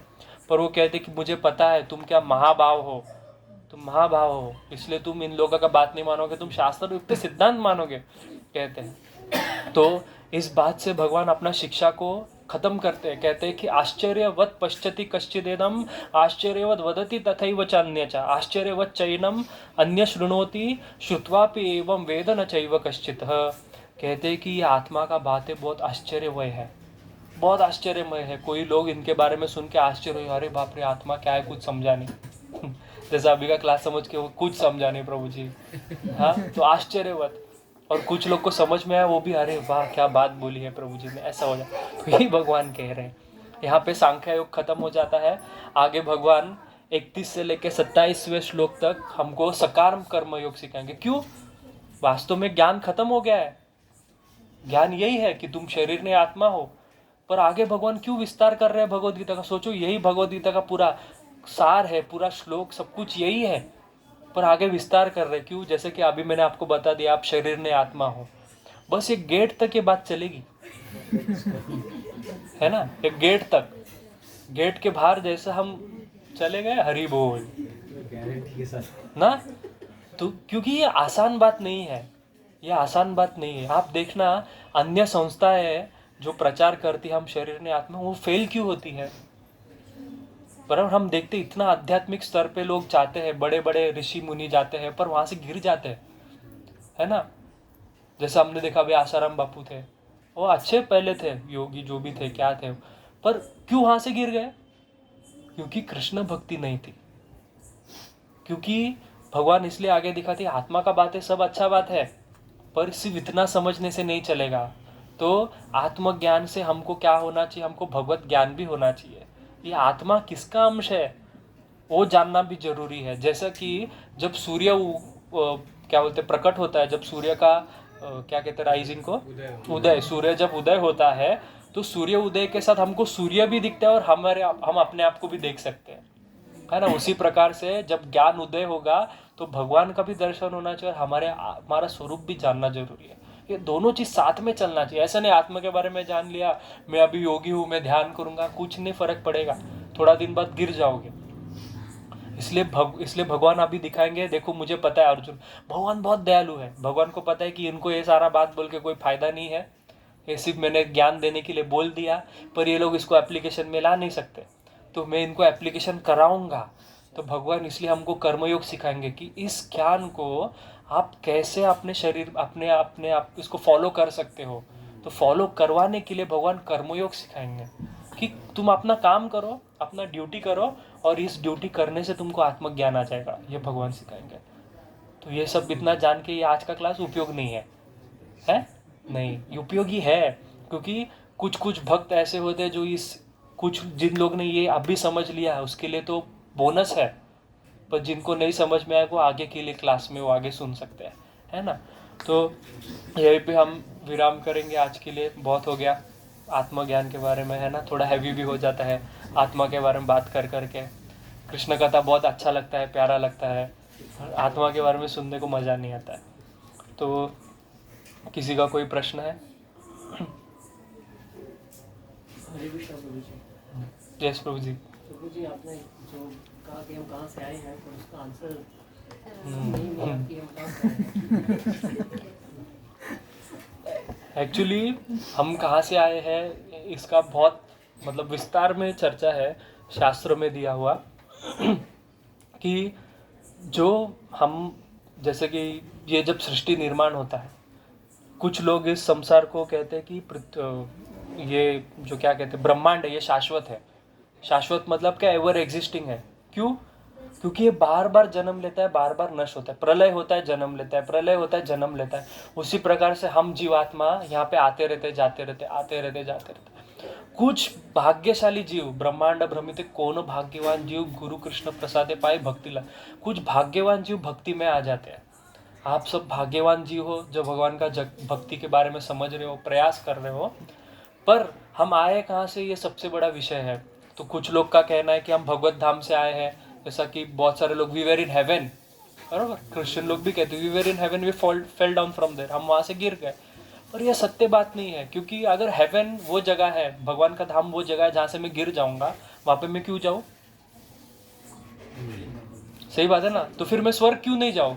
भगवान स्वर्ग का इतना निंदा क्यों कर रहे भगवद गीता में? क्षीणे पुण्य मर्त्य लोकमाविशन्ति, स्वर्ग से व्यक्ति वापस भौतिक जग में आता है, इसलिए तो निंदा कर रहे स्वर्ग मत जाओ, क्योंकि तुम्हारा जैसा पुण्य खत्म हो जाएगा, तुमको लात मार के स्वर्ग से भगा देंगे। जैसे कि होटल में जितना दिन बुकिंग किए उतना दिन वो आपको सर करके आपका पूरा ख्याल रखेंगे, आपको हाथ में लाके चाय कॉफ़ी देंगे। जिस दिन आपका बुकिंग खत्म उस दिन बैग लेने सबसे पहले वही आएगा, है ना, होटल वाला। उसी प्रकार इसके स्वर्ग का स्थिति है। तो क्यों भगवान कहेंगे कि हमको कि स्वर्ग मत जाओ, अगर भगवान का धाम भी वैसा है? तो भगवान कह रहे भगवद गीता में कि तद्धाम परमम मम, कि मेरा धाम परम है, और यहाँ पे जो आता है वापस कभी वापस नहीं आता है, भौतिक जग में नहीं आता है। तो भगवान के धाम में जाने से व्यक्ति कोई इसमें नहीं आता। तो प्रश्न उठता है हम आए कहाँ से? तो हमारे आचार्य कहते हैं कि अनादिर बहिर्मुख, कृष्ण भूले से जीव अनादिर बहिर्मुख। जीव गोस्वामी कहते हैं कि हम अनादिकाल से बहिर्मुख है भगवान से। मतलब क्या? हमने भगवान को कभी देखा ही नहीं, हम भगवान के पास कभी गए ही नहीं। हम इस भौतिक कब के सृष्टि निर्माण कब हो इसका कोई डेट नहीं है। ये कथा समझने के लिए होता है कि सृष्टि का निर्माण हुआ, पर ऐसा कभी बताया आपको कि इस दिन में, जैसे कि जनवरी 1 जनवरी 1990, ऐसा कोई डेट नहीं है, इसका कोई पता नहीं है कब हुआ। तो हम भी अनादिकाल से भगवान से बहिर्मुख है। इसका उदाहरण देने के लिए कहते हैं कि 3 प्रकार का जीव होता है। एक होता है नित्य सिद्ध, एक होता है साधना सिद्ध, एक होता है कृपा सिद्ध। हाँ, तो नित्य सिद्ध मतलब क्या? जो भगवान के पार्षद गण होते हैं, जैसे कि कौन? प्रभुपाद जी। हाँ, राधा रानी, कृष्ण ललिता सखी, विशाखा सखी, रूप मंजरी, गुण मंजरी, ये सारे मंजरी गण, चैतन्य महाप्रभु के जितने पार्षद, ये सारे नित्य सिद्ध लोग हैं। नित्य सिद्ध मतलब क्या? Eternally perfect. सिद्ध मतलब परफेक्ट, नित्य मतलब इटरनल। वो कभी भौतिक, जैसे कि अगर प्रभुपाद भौतिक जग में आए, इसका यह अर्थ नहीं है कि प्रभुपाद अपने कर्मों की वजह से भौतिक जग में है। वो क्यों आए हैं? क्योंकि प्रचार कार्य करने को महाप्रभु ने उनको भेजा है। मोरा सेनापति भक्त, मेरा सेनापति भक्त आएगा प्रचार करने के लिए, तो उनको किसने भेजा है? महाप्रभु ने भेजा है। हमने क्यों जन्म लिया है? कर्मणा देव नेत्रेण, हम लोग कर्म की वजह से जन्म लिया है। मैंने गलत काम किया, इसलिए कभी स्वर्गे उठाए, कभी नरके डूबाए, कभी स्वर्ग चला जाता हूँ, कभी नर्क चला जाता हूँ। गलत काम करूंगा तो नर्क जाऊंगा, अच्छा काम करूंगा तो स्वर्ग जाऊंगा। तो हम तो घूम रहे हैं। तो इसका उदाहरण देने के लिए कहते हैं कि ये जो नित्य सिद्ध पार्षद है, ये कहाँ से उत्पन्न होते हैं? ये बलदेव जी से उत्पन्न होते हैं। बलराम जी जो है, जैसे कि हम सब जानते हैं कि भगवान से जन्मादि यस्य यत अन्वयात, भगवान से सब कुछ जन्म लेता है, भगवान से सृष्टि निर्माण होती है, हम सब ने सुना। पर वो कौन भगवान से निर्माण होता है? तो वो संकर्षण रूपी भगवान से निर्माण होता है। हमारा ब्रजेंद्र नंदन कृष्णा, वो कभी संसार का निर्माण नहीं करता। वो मस्त बैठा है कुंजों में, राधा रानी की सेवा कर रहा है, गोपियों से सेवा ले रहा है, वो आनंद में है। भगवान का सृष्टि निर्माण आदि का कार्य कौन करता है? महाविष्णु करते हैं, संकर्षण रूपी महाविष्णु। और बलराम जी, जैसा हम लोग ने पिछली बार चर्चा की, ये जो जगन्नाथपुरी, मायापुर, नवदीप, वृंदावन, ये सारे धाम क्या है? बलराम जी के प्रकाश है, बराबर, संधिनी शक्ति के प्रकाश, ये सारे भगवान ने बनाए। तो जो नित्य सिद्ध लोग होते हैं, ये सारे भगवान बलराम जी से प्रकट होते हैं। मतलब ये सारे मंजरी, ये सारे भगवान जी से प्रकट, बलराम जी से प्रकट हुए हैं। तो हम कहाँ से आए हैं? तो कहते हैं कि जब सृष्टि का निर्माण हुआ, जब भगवान ने माया की ओर देखा, माया इक्षते, माया को देखा, और भौतिक जन्म का प्रादुर्भाव हुआ, भौतिक जग का क्या निर्माण हुआ, भौतिक जग का निर्माण हुआ। तो कहते हैं कि बहुत सारे जीव वहाँ पे प्रकट है। इसलिए कहते हैं कृष्ण का तटस्थ शक्ति भेदाभेद प्रकाश। हम कृष्ण का तटस्थ शक्ति मतलब क्या? हम उस तट पे खड़े थे। एकदम सिंपल भाषा में एक्सप्लेन करने के, हम एक तट पे खड़े थे। वो तट क्या है? वो जो विरजा नदी का तट है, उस पे हम खड़े थे। और एक जगह पे भौतिक जग, मतलब एक जगह पे जमीन, एक जगह पे पानी। और हमारा गलती कहाँ पे हो गया? जीव का गलती कहाँ पे हो गया? तो भौतिक तट पे खड़े रह के यहाँ पे सुंदर वैकुंठ धाम भगवान का त्रिपाद विभूति दिख रहा है, और यहाँ पे भौतिक जग माया दिख रही है। हम इतने माया से आकर्षित हो गए कि हम भगवान की ओर पीठ फेर के हमने भौतिक जग को चूज कर लिया। तो उसका उदाहरण ऐसा देते हैं कि हमको भगवान ऑप्शन दिए थे कि ये देखो, ये मेरा त्रिपाद विभूति नक्षत्र है, यहाँ पे त्रिपाद विभूति मेरा धाम है, यहाँ पे तुम क्या करोगे? तो मेरे साथ रहोगे, आनंद से एंजॉय करोगे। पर हमने क्या किया कि अरे भगवान मुझे रूल करेंगे, भगवान मेरे स्वामी बनेंगे, मैं स्वामी नहीं रहूंगा। नहीं, मुझे स्वामी बनना है। तो भगवान का टिकट तास्तु, ये तुम्हारा रास्ता। तो हम भौतिक जग में आ गए। तो इस प्रकार से भौतिक जग में जीव का प्रवेश होता है। क्यों? स्वामित्व की वजह से। मैं और मेरा, मुझे स्वामी बनना है, मुझे एंजॉय करना है। हम ये नहीं देख सकते कि भगवान अकेला कैसे एंजॉय करेंगे। इतना सारा स्त्रियों के साथ भगवान क्यों शादी करेंगे? मुझे भी शादी करना है इतने सारे स्त्रियों के साथ। तो भगवान कहते ठीक है, जाओ प्रयास कर लो, मैं तो उनको पाल पोस लूंगा, तुम कैसे पाल पोस लोगे, है ना। तो ये जो हमारे में इच्छा आई, तो इसलिए ये इच्छा वैकुंठ में नहीं कभी आ सकती। एंजॉय करने की इच्छा, भगवान से ईर्ष्या करने की इच्छा है, वैकुंठ में नहीं आ सकती। ये इच्छा जब हम तट पे होते हैं, जैसे तट में कैसा, आप समुद्र पे कभी घूमने जाओ तो तट पे खड़े रहते हैं, तो कभी क्या होता है, पानी आता है, कभी गीला करके जाता है तट को, कभी सूखा कर देता है। उसी प्रकार से हम क्या, कभी कभी देखो बहुत भक्ति में लग जाते हैं। अभी पुरी से आए तो हमारे में पूरा जगन्नाथ का भाव रहेगा, हम सुबह शाम जगन्नाथ अष्टकम गाएंगे, पूरा भाव में रहेंगे, कीर्तन करेंगे ना। वो प्रभु जी आपके बाजू में रहते, वो नरसिंह आरती गाते हैं, वैसा तो पूरा एंथुजियास्टिक रहेंगे। पर जैसा थोड़ा दिन चला जाएगा तो वापस माया माया माया के पास चले। तो हम कभी भगवान का दैवी शक्ति के पास जाते हैं, कभी माया शक्ति के पास जाते हैं, घूमते रहते हैं। इसलिए हमको तटस्थ जीव का है, कभी पानी में रहेंगे, कभी समुद्र, कभी जमीन पे रहेंगे। तो हम बीच में हैं, हम कभी उधर भी नहीं गए ना कभी प्रॉपरली इधर गए, हम बीच में अटके हुए हैं। तो ये अवसर मिला है कि हमको अभी भगवान के पास जाना है कि नहीं जाना है। इतना दुख होने के बाद कोई मूर्खी व्यक्ति रहेगा जो कहेगा इधर रहना है ना। सच्ची में मैं तो कभी कभी इतना, मेरे को देखता हूँ इतना दुख है इस संसार में, किसको दुख नहीं है? कभी कभी लगता है कि क्यों हम जी रहे हैं। हम भगवान से यही प्रार्थना करना चाहिए कि हे भगवान, कब आप हमको कब आपके धाम लेके जाओगे, बस हो गया ये सारा चीज करना। हाँ, कितना टेंशन अभी आप देखते हो, कितना भयानक हो गया है यहाँ पे रहना, इस क्या कहते हैं, पृथ्वी पे, इस ब्रह्म संसार में। बहुत दुखमय जीवन है, कितना दुख है, कितना कष्ट है। हमको ये सब देख के दुखी होना चाहिए, पर हम उल्टा खुश होने का प्रयास कर रहे हैं। हम अभी भी 4-4 BHK लेने के पीछे पड़े हैं, है ना। अभी भी हम गाड़ी बंगला लेने के पीछे पड़े हैं। हम सेटिस्फाइड अभी भी नहीं हो रहे, भले भक्त थे तो भी, है ना। तो ये सब कोई फायदा नहीं है। इसलिए हम जैसा स्थिति में है वैसा स्थिति में रह के भगवान का भक्ति करके प्रयास करना है कब भगवत धाम जाना है। प्रार्थना करना है भगवान से, अरे कि जल्दी लेके जाओ, बस खत्म करो ये सब सारा चीजें। और ये बात बोल के भी मुझे पता है बहुत सारे लोगों को समझा नहीं होगा हम कहाँ से आए हैं। तो इसलिए आचार्य कहते हैं कि देखो, हम कहाँ से आए हैं, कैसे आए हैं, इसका चक्कर में ज़्यादा नहीं पड़ना चाहिए। क्यों? आचार्य कहते हैं कि अगर आपके घर को आग लग गया तो पहला आप ये ढूंढोगे कि आग कहाँ से लगा, क्या नहीं, क्या करोगे? पहले घर से बाहर भागोगे। हाँ, तो घर से भागोगे और पानी डालोगे घर बचाने के लिए। तो वैसे पहले भागो, गुरु का शरण लो, भगवत धाम जाओ और भगवान से बैठ के चर्चा करो। अरे कैसा आया था मैं यहाँ पे, सच्ची में। गोप कुमार का कथा आता है बृहद भागवत अमृत में। तो गोप कुमार जाते भगवान के पास और भगवान फिर बताते हैं, भगवान विस्तार में बताते हैं कि कैसे गए थे तुम, फिर सारा समझ में आ जाएगा। फिर पता चलेगा कि नहीं, कृष्णा इज ऑलवेज राइट। ऐसा कभी समय नहीं कि कृष्णा इज रॉन्ग, कृष्णा हमेशा सही है। हमको लगता है कि कृष्णा गलत कर रहे हैं ना, हमको लगता है कृष्णा कुछ गड़बड़ कर रहे हैं। कृष्णा तो चाहते हैं, वास्तव में भगवान हमसे ज्यादा दुखी होते हैं जब हम उनसे दूर हैं। सोचो कौन व्यक्ति ऐसा है जो आपके साथ हमेशा रहेगा, आपके हृदय में। टॉयलेट जाओ, किधर जाओ, सब जगह जो आपके साथ रहता है। मल मूत्र त्याग करते हो आपके साथ रहता है, कृपा करके भक्तों का संग देता है। तो ये सिर्फ भगवान ही कर सकते। भगवान का दया का स्वभाव है, भगवान कभी त्यागेंगे नहीं हमको। ये सारा जो नास्तिकवाद फैला हुआ है, ये कैसा है ना, अभी एक पता है आपको, रिसेंटली केस हो गया वसई में। बहुत फेमस श्रद्धा नाम की जो लड़की थी ना, वो, हाँ, आफ्ताब श्रद्धा, 35 टुकड़े करके उसको मारा। क्यों? इसका कारण एक ही है जो हम भी करते हैं, वो क्या है? हमारे बड़ों की बात न मानना। यही तो कारण था। उसके माँ बाप ने, हमको लगता है वी नो मोर, हम थोड़ा बहुत संसार घूम लेते तो हमको लगता है मैं ज़्यादा होशियार बन गया, मुझे ज़्यादा समझ में आ गया, मैं थोड़ा बहुत ज़्यादा। ये कभी नहीं समझना, ये भ्रम में कभी नहीं रहना। ये भौतिक जग, भौतिक एजुकेशन आपको यही सिखाता है, बच्चों को यही सिखाता है, तुम महान हो, तुम्हारे जैसा कोई नहीं है। ये बकवास है, ऐसा बच्चों को कभी नहीं बनाना चाहिए। और जो माता है आज अपने बच्चों का विशेष ख्याल रखना चाहिए।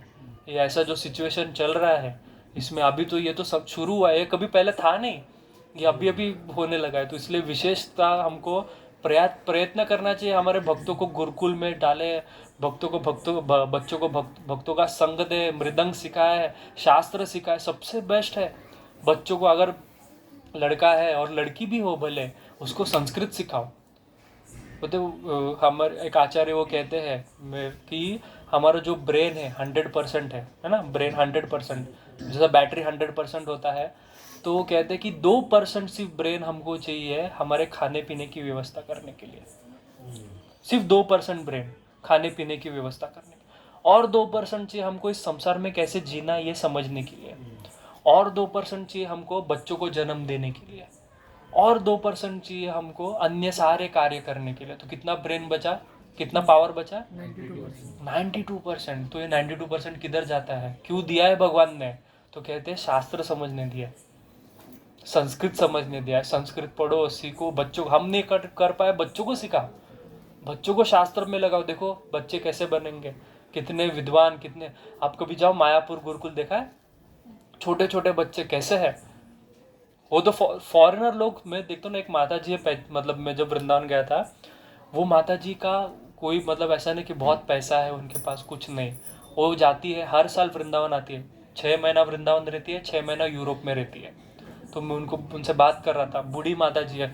तो तभी वो कह रही थी कि मैं क्या करती हूँ, 6 महीना यूरोप जाती हूँ, उसका खुद का घर नहीं है यूरोप में, कुछ नहीं है, कुछ 6 महीने के लिए जॉब लेती है, पैसा इकट्ठा करती है और भारत में आके 6 महीना वृंदावन में रहती है, पैसा खत्म हो जाता है, वापस जाके कमाती है वापस। सोचो ऐसे भी भक्त है, कितना निष्ठा है भगवान का धाम से। और हम वो 1 रुपया अपने लिए नहीं रखती, सारा पैसा खत्म हो जाता है, फिर से कमा के वो आती है, बस टिकट और ऐसा। हम अभी बैंक बैलेंस बढ़ाने के पीछे बढ़े हैं। क्यों? यही तो है, अभी मैं कह रहा था कि हम अभी तक समझ नहीं, हम शरीर ने आत्मा है। बैंक बैलेंस क्यों बढ़ा रहे हैं? ऐसा नहीं कह रहा हूँ कि रूप गोस्वामी भी ने अपने इमरजेंसी के लिए पैसा रखा था, इमरजेंसी के लिए पैसा रखना बुरी बात नहीं है, और बढ़ते जाओ और बढ़ते जाओ और बढ़ते जाओ, उसके लिए कुत्ते बिल्ली जैसा प्रयास करो, ये गलत है। क्यों गलत है? क्योंकि हम अभी भी सोच रहे कि कल मेरे पे कोई भी प्रॉब्लम आएगा तो कौन बचाएगा? पैसा बचाएगा, अच्छा डॉक्टर बचाएगा, हाँ अच्छा हॉस्पिटल बचाएगा। कोरोना के समय में सादा सर्दी खांसी ने मार दिया लोगों को, कौन सा डॉक्टर बचा पाया? बराबर।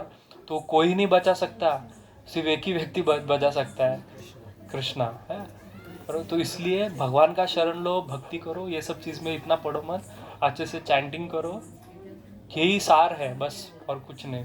और किसी का प्रश्न? तो आपने वो बताया ना आसक्ति के बारे में, ऐसा सीट का उदाहरण दिया ट्रेन का। मैं भी बहुत सारे बार ट्रैवल करता हूँ, मैं भी ऐसे करता हूँ, भाई मेरा सीट है करके। प्रैक्टिकल लाइफ में कैसे उसको बिठाना चाहिए कि उसके साथ ही चलो आधा शेयर करके स्लीपर में निकलना चाहिए? प्रैक्टिकल कैसे रहना पड़ेगा? वापस में 25 तारीख का टिकट वापस, अगर आपका दिन तो फ्रेश रहेगा दिमाग में, देखो प्रैक्टिकल में कैसे रहना पड़ेगा? सीट का उदाहरण देने का पीछे का कारण क्या था कि समझने के लिए कि हम कितना जल्दी कोई चीज़ को अपना मान लेते हैं, बराबर। इसका ये बात नहीं है कि जैसे कि कोई आएगा आपके घर में रहना चालू कर देगा, आप बोलेंगे प्रभु जी ने बोला है किसी को भी रख लो, कुछ भी कर लो, है ऐसा बात नहीं है, बराबर। हमको बुद्धिमानी से काम लेना है। तो जब हम कहते हैं कि आसक्ति से हमको बचना है, तो आसक्ति से कैसा बचेंगे? कैसा बचेंगे? आसक्ति से हम तब बचेंगे जब हम आसक्ति कोई विशेष चीज में लगाएंगे। वो विशेष चीज क्या है? वापस वही कृष्णा। आप अपना आसक्ति निकालो और कृष्णा में लगा दो, ठीक है? कृष्णा से प्रेम करना चलो, उससे क्या होगा कि आप देखने लगोगे कि ये सारा जो संसार है ना, कृष्णा का परिवार है, बराबर। तो ये कृष्ण का है, तो आपको उसमें आसक्ति कैसा रह जाएगा? जैसे कि मेरी पत्नी है, ये कृष्ण की दासी है, वहीं पे आसक्ति खत्म। तो जब आसक्ति कब होता है? जब मेरा मानते हो, है ना। आप ट्रेन में ट्रैवल कर रहे हो, आपको पता है कल सुबह मुझे उतरना है, तो ठीक है, उसको हम प्यार से बोल सकते हैं ना, झगड़ा क्यों करना है, मेरा सीट है करके, है ना। प्यार से बोले प्रभु जी मेरा सीट है, आपका सीट है, आप थोड़ा देर बैठ लो, सोने के समय उठ जाओ, है आसक्ति से निर्माण। तो ये भक्त क्या करेगा? भक्त का स्वभाव ये होता है कि वो दयालु प्रेमल होता है, क्योंकि उसको पता है मेरा कुछ है ही नहीं। वास्तव में ये जो सारा चीज चल रहा है भगवान का लीला चल रहा है, ये सारा भगवान का, इसलिए कहते हैं कि ये सारा प्रभु रो खेला, कहते हैं कि ये सारा प्रभु का खेल चल रहा है, ये सारा प्रभु का खेल है, हमको समझ में नहीं आ रहा है। भगवान लीला करते, भगवान लीला भी आ रही है, तो ये भी भगवान का लीला चल रहा है। अभी फर्क क्या है? भगवान छुप के लीला कर रहे हैं, भगवान आपसे छुप के लीला कर रहे हैं। कभी आपको आके किसी समझो बॉस बन के आपको परेशान कर रहे हैं, है ना। परेशान करता तो हरि, ना हम करता हरि करता, परेशान हरि ही कर रहे हैं आपको, पर हम अभी तक जान नहीं पा रहे। हम गुस्सा बॉस से कर रहे हैं, इसको मैं देख लूंगा, एक दिन आने दे, मैं भी बॉस बन जाऊंगा, हम गुस्सा उससे कर रहे हैं। पर जिस दिन समझ में आएगा अरे परेशान वो नहीं कर रहा है, परेशान हरि कर रहा है, तो हमको बोलना चाहिए भगवान ये रूप में दर्शन देना बंद कर दो, वास्तव रूप में आ जाओ। तो जब वास्तव रूप में जब आप आ जाओगे ना, तो भगवान आराम से लीला करेंगे ना, है ना। करता कौन है? ना हम करता, हरि करता, हर जगह पे हरि करता है। यही जानना बस जरूरी है, यही विजन खत्म करना है कि मैं करता वो करता, नहीं नहीं, अरे ना हम करता हरि करता, सब जगह पे हरि है। कोई ऐसा कौन सा जगह जहाँ पे हरि नहीं है? तो यही बस देखना बंद कर देना है। बस मैं बोला ना, गड़बड़ कुछ नहीं है, इधर का ये बोलते ना नट बोल्ट थोड़ा घुमाना है, बस वो चाबी कैसा देते ट्रक ट्रक करके खिलौने में, वैसे इधर ही सब गड़बड़ चल रहा है। इसलिए भगवान एक श्लोक कहते हैं, आगे गीता में कहेंगे, सर्वान पार्थ मनोगतान, ये सारा चीज आप तुम्हारे दिमाग में मेंटल फैक्ट्री से आ रहा है। भगवान कहते हैं मेंटल फैक्ट्री बोलते हैं भगवान, मनोगतान, सर्वान पार्थन मनोगतान, तो मेंटल फैक्ट्री को ठीक करना है। इसलिए भगवान कहते हैं मन दो मुझे, भगवान को मन देना शुरू करो, प्रेम करना शुरू करो, ये संबंध स्थापित करो भगवान से कि ये भगवान जो है ये मेरे पुत्र है, मेरे मित्र है, जो भी संबंध अच्छा लगता है उससे संबंध स्थापित करो। कभी भगवान से बात किया है जाके? आरती कर दिया, हाँ, फिर एक बार अच्छा बात है करिए, मतलब बाकी मैं तो नहीं करता, मैं मेरा बात कर रहा हूँ, मेरा एक बार हो गया, फिर हम लास्ट में क्षमा याचना करेंगे कि क्या क्या हम करते हैं वो भूल गए, दुष्ट लोग भी भूल गया, हम सारा क्षमा याचना कर देंगे, फिर भगवान को छोड़ के निकल जाएंगे। भगवान अकेला बैठा है, जगन्नाथ, इधर सुभद्रा मैया बैठी है, बाजू में जगन्नाथ बैठे हैं, हम बाहर टीवी देख रहे और लोगों को बताएंगे हम भक्त हैं। भक्त ऐसा थोड़ी सेवा करता है। भक्त तो अभी जैसे कि हम क्या करते हैं, जब हम भोग लगाएंगे ऑल्टर बंद कर देंगे और चले जाएंगे। वृंदावन का भाव ये है कि भगवान के पास बैठो, भगवान को खिलाओ, भगवान के पास बैठो। तुम्हारे पास जब अभी प्रभु जी देखो सेवा कैसे करते हैं, आप जब प्रसाद को बैठे प्रभु जी आके पूछते पापड़ चाहिए, आचार चाहिए, खिचड़ी चाहिए, आप भगवान को पूछते हो क्या आचार चाहिए, भगवान खिचड़ी चाहिए?